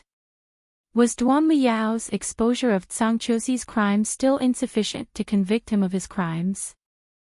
All that talk about not wanting internal strife, not liking bloodshed between factions, and not wanting to attract heretical sword sect members were just excuses. Why should Long Fei risk his life to maintain peace on Celestial Mountain? It wasn't likely Kenshin didn't have the strength to deal with Zhangqiuzi. Whatever should be messed up should be messed up. Long Fei's heart finally returned to normal at the sight of Han Yunxi's worried and indignant expression. He smiled dotingly but didn't say a word. Kenzo Li was actually smiling as well. His silver hair was disheveled and his face was mottled with tears, but his smile was amiable and amiable. He said, "It doesn't matter whether Celestial Mountain is in chaos or not now. Lass, rumors must be spreading all over Celestial Mountain. Celestial Mountain can fall into chaos, an old man can kill Zhangqiuzi right now, but Fei needs to win tomorrow's ranking matches. He needs Kenzo's position as sect leader and the strength of the martial arts circles. Otherwise, it'll be hard for him to face off against Medical City or protect you." Han Yunxi calmed down and understood. No matter what, Long Fei had to win this match. "How's the situation?" Long Fei finally spoke up. "I'll help you tonight, don't worry," Kenzo Li said seriously. He finally stopped avoiding Han Yunxi's gaze and looked at her seriously. "Lass, you're right. Old man raised a wolf, so old man has to deal with him personally." Just what was Kenzo Li planning? And what about Long Fei's situation? Han Yunxi still didn't understand. She wanted to ask Long Fei, but she was afraid that Long Fei wouldn't tell her the truth. She could only wait for Kenzo Li to arrive tonight. Not long after Kenzo Li left, Han Yunxi and the rest received news that Duanmu Yao had been thrown into the Celestial Prison by Kenzo Li. The Celestial Prison was Tianshan Kenzo's highest-level prison cell. It was a true prison cell right below Celestial Sword's main hall. Each cell was surrounded by 4 dead walls and a hollow iron mesh at the top. Anyone locked inside would be forever trampled underfoot, never to rise again. "He's finally awake," Long Fei intoned. After all these years, he'd always felt that his master wasn't ill, but drunk. Han Yunxi had dug up his old wounds, but the pain had awakened him instead. Before nightfall, Su Donglin arrived with 2 letters from South Ning Prefecture. The situation was dire. News of Han Yunxi's poisoned sect disciple spread throughout Cloud Realm continent. Medical City was the first to make things difficult for Medicine City, demanding that they stop all dealings with Pill Fiend Pharmacy. At the same time, they restricted the medical community's activities in South Ning's Commander-in-Chief's estate. As soon as the rumor spread, Gu Beiyue was the first to voice his suspicions and demand proof. Han Yunxi was far away at Celestial Mountain, so only its disciples had seen the poison beast. Medical City couldn't produce any proof right away, which was why Medicine City didn't give them a formal answer. The medical community hadn't completely retreated either. However, South Ning's commander-in-chief's estate was already divided into two factions. One faction insisted on believing in Long Fei Yi and that Han Yunxi wasn't the poison sect disciple, so they demanded proof. Another faction wanted Long Fei Yi to give Long Fei Yi to Medical City to atone for his crimes. The war between the three nations was still ongoing. Ning Cheng stood on Medical City's side and accused Long Fei Yi of colluding with the poison sect. Tianan and Western Zhou didn't make their stance known, but simply watched from the sidelines. That wasn't even the worst news. The worst news was that Ning Cheng had transferred over a large batch of red coat cannons from somewhere to defend the Eastern Front against the Mu family troops. He was going to personally lead the Ning clan troops into a fierce battle with the Chu clan troops. Western Zhou's imperial prince had staked everything on a single throw and placed all of his troops on the battlefield in Fenglin Prefecture. Long Fei Ye's expression was grave. It was obvious that Ning Cheng's move was completely unexpected. He guessed that Cloud Realm Trade Consortium had more red coat cannons in their hands, and that Ning Cheng was keeping them to defend against Northernly. Otherwise, Ning Cheng's prudence would never allow him to leave the Northern Front open and the Chu clan troops on the Eastern and Western fronts. Just what had made Ning Cheng so impulsive? Why was he staking everything on a single throw? It had to be said that the situation was grim. There were sudden changes in the war between the three nations and internal strife in the south-central regions. No one knew how long Gu Beiyue could hold out. Once Medical City punished the south-central regions, Ning Cheng wouldn't even need to kick them while they were down. The south-central regions would crumble on their own. Han Yunxi's face turned ashen at the sight. She always knew that Medical City was powerful, but she never expected the medical industry to replace the banks, grain, and military industries and hold the government hostage. Once there were no doctors, the people would panic, and the country would fall into chaos.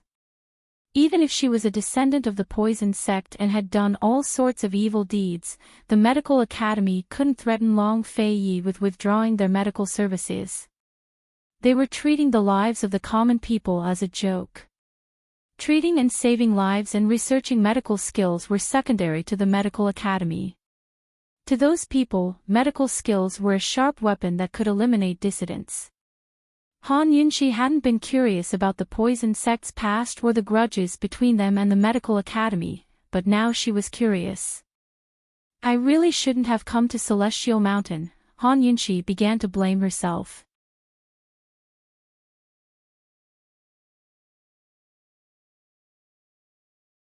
Chapter 744.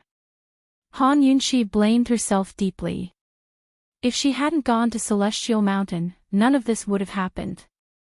Now that she thought about it, Elder Kenzo and Granny Yu weren't so hateful after all. Her worries were entirely justified.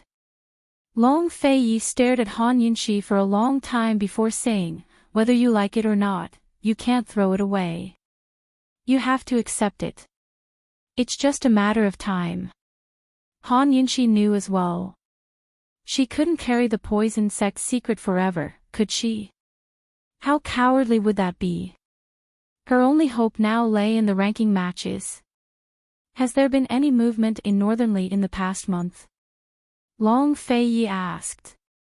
Su Donglin hastily replied, General Ouyang's side found out something, but we haven't gotten any concrete information yet. Speak. Long Fei Yi asked. Jun Yixia, the crown prince, and the second imperial prince went to Winter Crow country north of the Snowy Mountains. General Bailey suspects that they went there to buy horses, Su Donglin reported in a low voice. It looks like the Northern Dynasty's emperors are in a hurry, Han Yunxi commented. They've always been in a hurry. Long Fei Yi mused. If Jun Yixia bought horses from Winter Crow country, the cavalry and horses would get used to each other during the return journey. If they were fast enough, they would be able to put them to use around the start of winter. If they were on the safe side and waited until winter, Northernly would still be able to reap the benefits of the war.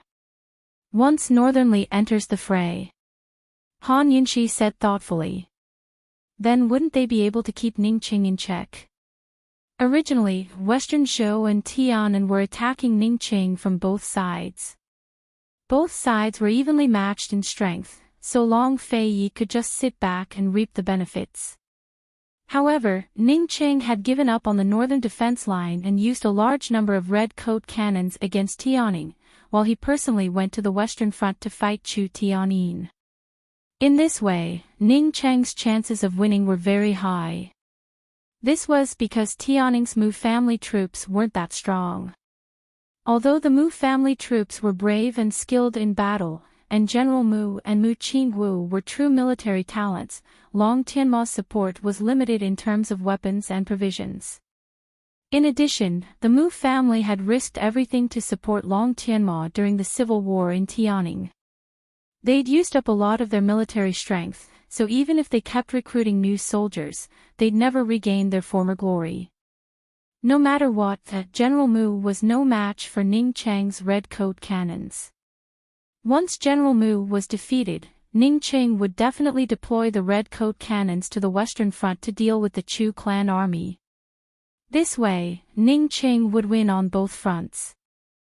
And given Ningqing's temperament, once he agreed with Western Zhou and Tian'an, he would definitely use the medical academy to punish the commander-in-chief's manor in Zhongnan, and then immediately send his troops down south. Exactly. Han Yunxi's words were exactly what Long Feiyi was thinking.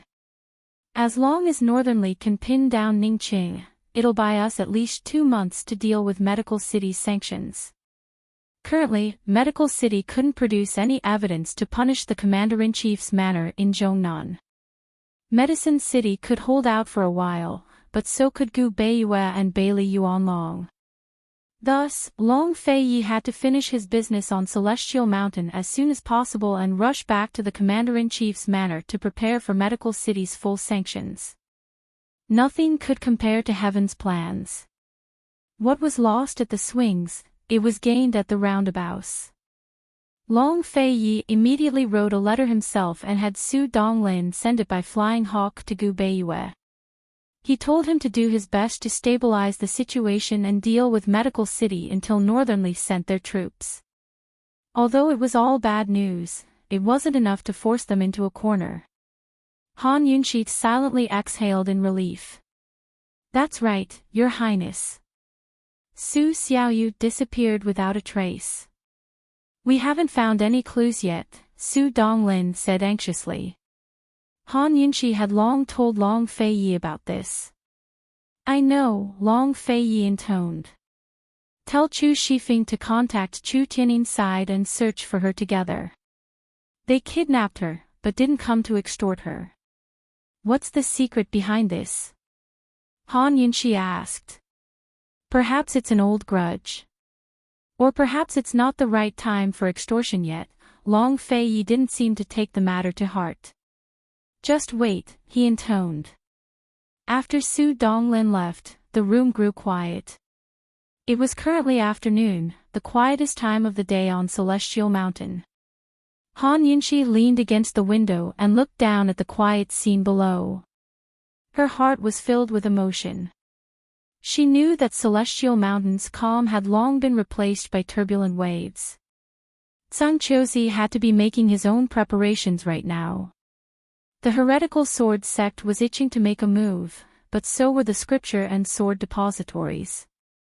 Granny Yu would be a great help to them, but her vitality had been greatly damaged.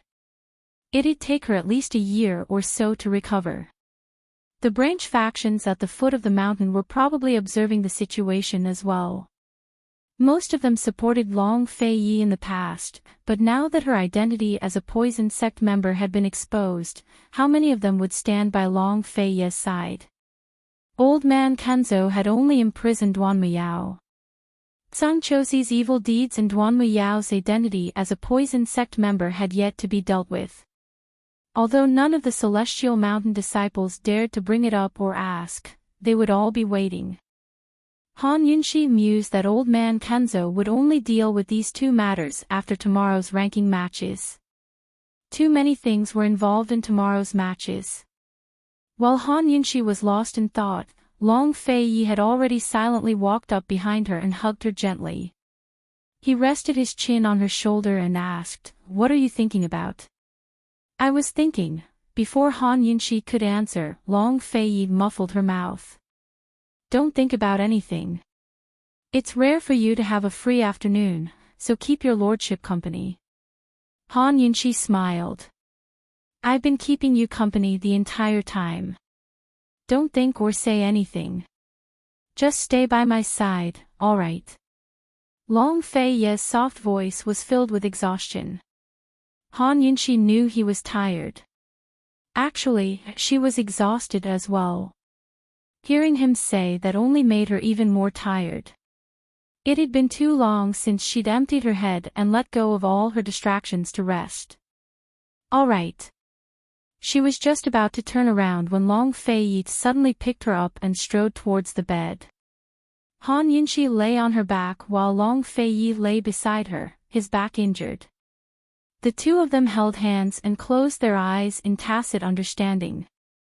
They didn't say anything. Some companionship had nothing to do with lust or romance. There was no need for hugs or words. As long as they quietly stayed by each other's side, that would be the most lasting companionship. They lay like this for the entire afternoon. It was unknown if Long Fei Yi or Han Yunxi would fall asleep first. Long Fei Yi had never been this relaxed or slept this soundly ever since he'd found out about his past.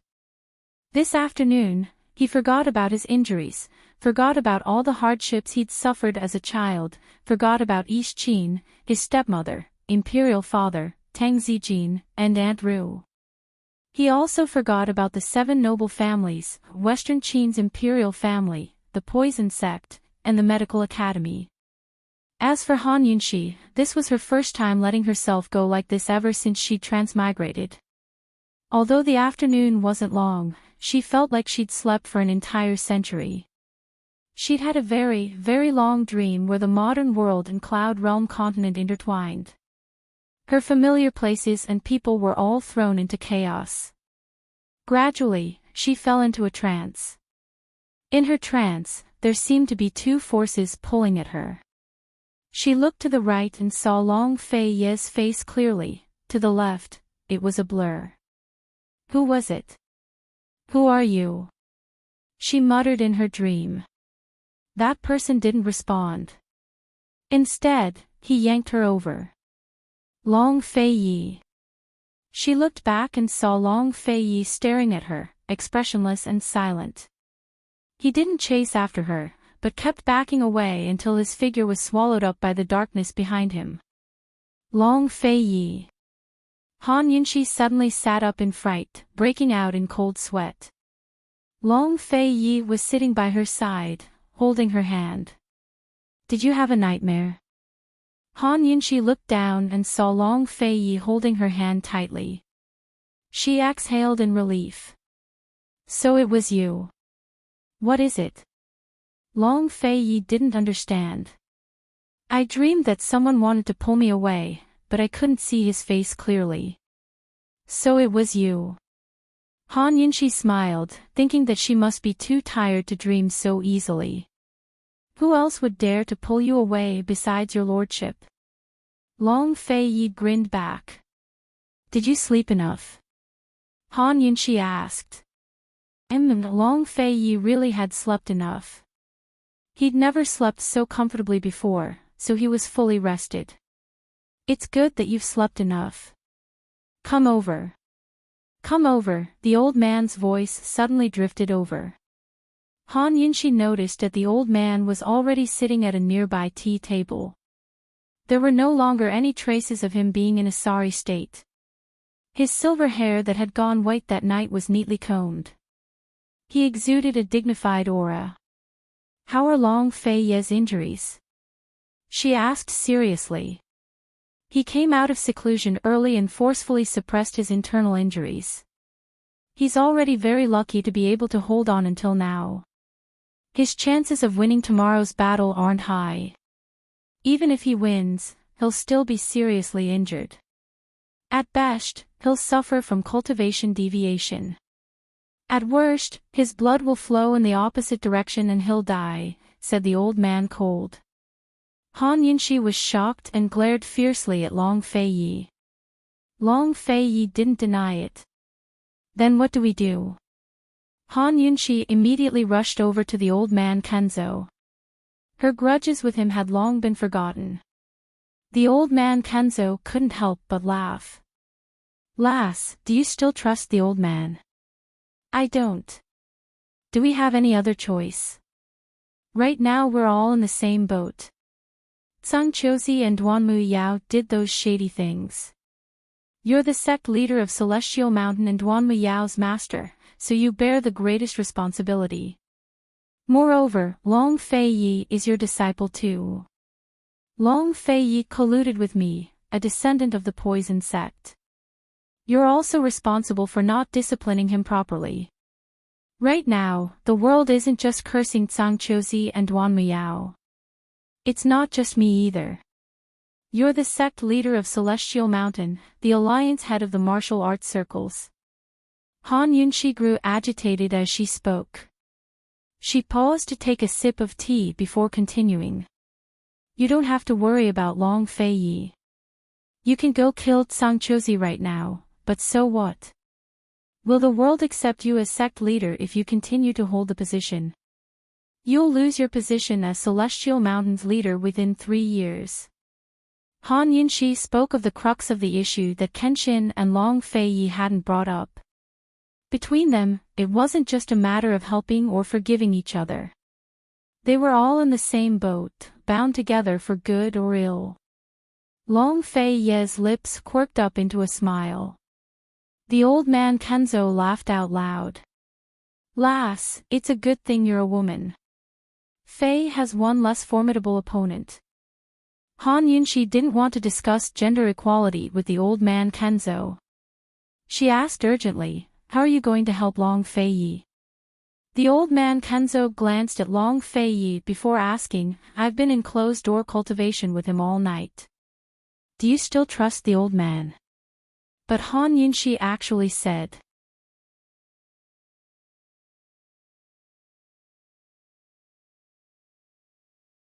Chapter 745. But Han Yunxi actually said, I trust you, not Long Feiyi. When she finished, she gave Long Feiyi a meaningful look. Long Feiyi had lied to her about his injuries, so how could she trust him again? Long Fei seemed to want to explain himself, but in the end he only smiled and said nothing. Actually, he had long told his master not to tell anyone about the lustbite energy. Even if this girl stared at them, she'd still be fooled. Kenzo didn't expect Han Yunxi to say such a thing. His heart ached at the sight of his disciple's speechless expression. Fei had really given a lot of thought to this girl. Fei, let's begin, Kenzo intoned. What are you planning to do? Long Feiyi asked. Although neither of them spoke about the lustbite energy, they both knew what it was. Long Feiyi hadn't fully grasped the lustbite energy because he'd come out of closed-door cultivation early. He'd forced the last strand of energy into his body to control it, but because of this, his internal injuries were severe.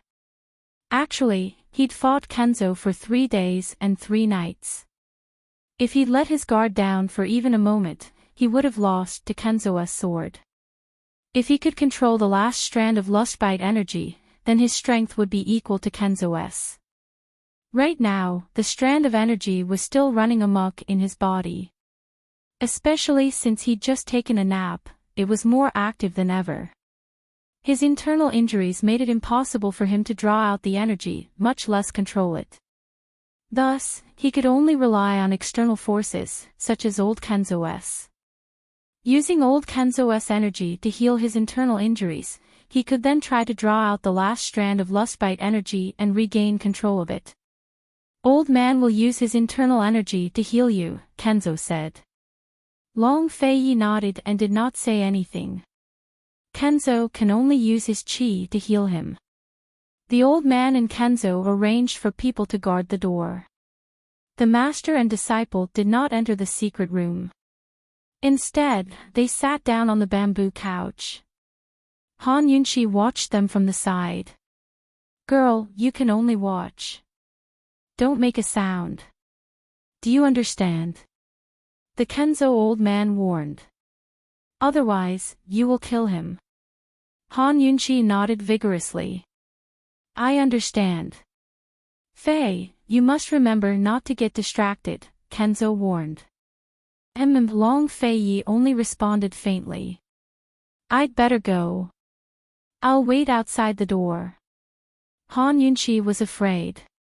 If she stood here, she would more or less affect Long Fei Yi. "Just stand here. I'll be more at ease with you here." Long Fei Yi smiled. Kenzo old man had already started circulating his internal energy. Han Yunqi didn't dare to say anything and quickly retreated behind Long Fei Yi. Long Fei Yi quickly calmed down as well, but he soon sensed that something was wrong.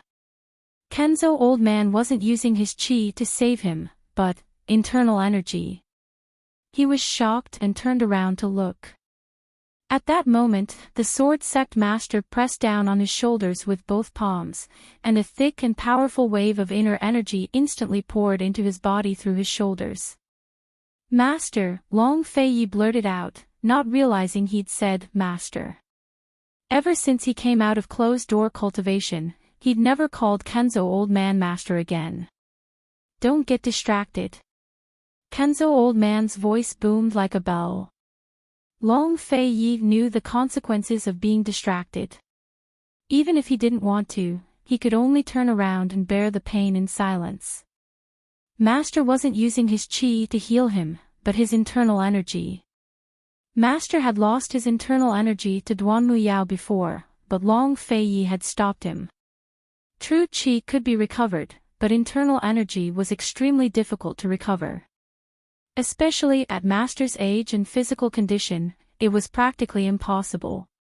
To heal his internal injuries, both true chi and internal energy would have to pay a huge price. Just how much internal energy was Master going to give him? Long Fei Yi wasn't sure. Perhaps Kenzo old man wasn't sure either. After all, this was the first time either of them had suffered internal injuries from the backlash of the lustbite energy. Wave after wave of pure and vigorous internal energy flowed into Long Fei's body. He could clearly feel the changes in his injuries, as well as the last strand of lustbite energy in his body. Gradually, it calmed down. Long Fei Yi had no choice but to focus and convert the internal energy that Kenzo old man had given him into his own. Only by converting it into his own could he truly heal his internal injuries. Time passed little by little. Kenzo old man's energy continued to pour into his body. Han Yunqi watched from behind, her heart hanging in the air. However, she didn't know the truth. She didn't know the danger. She also didn't know that Kenzo was giving his all. Kenzo old man was willing to pass on his internal energy to Duanmu Yao when he was ill. Now that he was sober, he was willing to pass on his internal energy to Long Fei Yi. This was enough to prove how much he loved his disciple, Long Fei Yi. There was only silence in the huge palace. In the darkness, the weak light from the lanterns shone on Long Fei Yi and Kenzo old man's faces. Their faces were covered in fine beads of sweat. What seemed like a peaceful recovery was in fact a turbulent storm. Suddenly, Long Fei Yi jerked his head back to look at Kenzo old man. His face was ashen and his eyes were wide with shock. Han Yunqi was shocked. She hurried forward, wanting to ask what was going on. However, she held herself back for fear of disturbing them. Long Fei Yi was shocked because Kenzo old man had transferred all of his level 5 internal energy into his body. Level 5 internal energy was equivalent to half of his cultivation. He was a level 8 expert. After losing 5 levels, he was only a level 3 swordsman. He might not even be able to defeat an ordinary disciple from a branch faction. Even if he wasn't completely crippled, it was no different from being crippled for an expert like him. How could Long Fei Yi not be shocked? How could he accept this? Master was using everything he had to help him succeed. Fei, concentrate your spirit and qi. Kenzo old man said word by word, his voice loud and clear. Long Fei Yi was very familiar with this voice. When he was young, Master would always say these words to him whenever he practiced internal energy. In a daze, Long Fei Yi seemed to have returned to his childhood. Kenzo old man was a strict teacher, but also a loving father. Every time he finished his cultivation, he would stop being so strict and personally cook a table of food. He would drink wine while Long Fei Yi would drink tea. In the middle of the summer night, master and disciple would drink to their heart's content under the starry sky. Long Fei Yi's only childhood memories were the midsummer nights on Celestial Mountain. Sensing that Long Fei Yi was lost in thought, Kenzo old man roared, "Fei, you've never disappointed your master before. I won't allow it this time either." Long Fei Yi's heart ached, but he quickly collected his thoughts and concentrated on his cultivation. A full 5th level of internal energy would take a lot of effort to absorb and turn it into his own.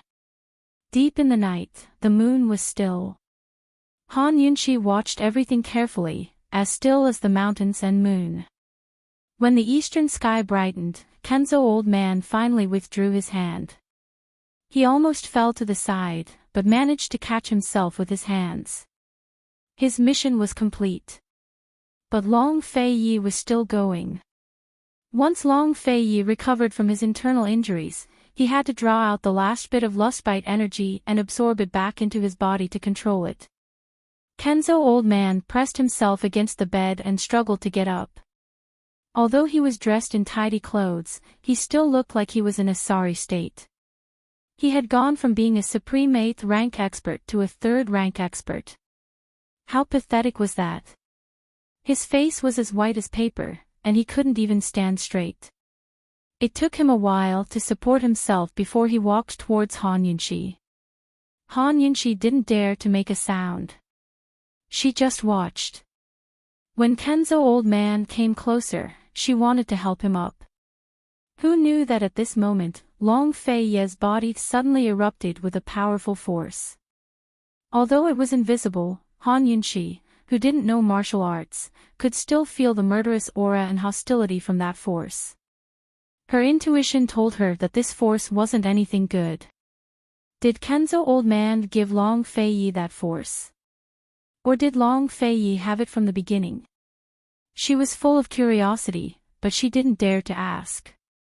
She continued to walk towards Kenzo old man. But Long Fei Yi suddenly pulled out a long whip from his waist and lashed it at the air. Han Yunqi immediately froze. She remembered the injury on his back. Could it be that he still wants to? She was shocked. Just as she was about to say something, she saw Kenzo old man's sharp eyes. She opened her mouth, but in the end, she didn't shout. Just like that, she watched Long Fei Yi raise his long whip above his head and swing it in a circle. The tip of the whip fiercely hit his back. Blood spurted out and splattered everywhere. This last lustbite force was far stronger than any of the previous ones. It was hard to control.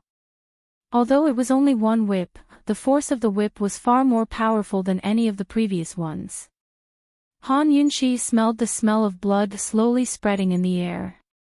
She covered her mouth and held back her tears. She tried not to think about what Long Fei Yi had experienced in the past month. She always knew that this man didn't have it easy, but she didn't know that it was this difficult. He stood in the darkness with the whip in his hand. His tall figure looked especially lonely. It was as if he was standing alone in the vast world. He was right in front of her, but far away. There was a kind of loneliness called distance. It was so far away that no one could approach it. Han Yunqi's heart ached. She couldn't express it. She secretly told herself that she had to treat this man well. She had to do her best to love and protect him. Long Fei-yi stood like that. Han Yunxi and the Kenzo old man didn't move. Han Yunxi stared at Long Fei-yi, while the Kenzo old man had his back to Long Fei-yi. He lowered his eyes and waited. Finally, when the sun climbed up the mountain and lit up half of the Tian Shan Mountains, Long Fei-yi slowly turned around. His handsome face was stained with blood, but his smile was very beautiful. He smiled at Han Yunxi. Han Yunxi immediately smiled.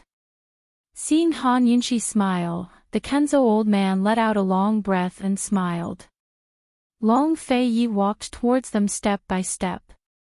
However, when he was 3 steps away, he suddenly stopped. "Master!" he cried out in surprise, using ventriloquism. The Kenzo old man was shocked. He turned around and saw that Long Fei-yi was fine. What happened to him? What's going on? The Kenzo old man asked in ventriloquism. The lustbite power is going against the flow. Long Fei-yi said seriously. When he controlled the last bit of lustbite energy, the lustbite energy in his body was complete. He could clearly feel that this energy had become more vigorous and powerful because it was complete. He thought that he had control over it, but this energy suddenly went against his control. The Kenzo old man was shocked. He had never encountered such a situation. Could it be that he had gone berserk? At this moment, an attendant's voice came from outside the door. "Master, Elder Tsang sent someone to rush you." In front of the Sky Sword Hall, the Ranking Battles battlefield had already been set up. You're tuning in to the LoveLore Library YouTube channel. We're so grateful for your support, and don't forget to subscribe to join us on this incredible journey through captivating stories. Your generosity through donations truly makes a world of difference, as it's the primary source of revenue that allows me to expand and enhance this channel for you. Thank you from the bottom of my heart for being a part of this adventure.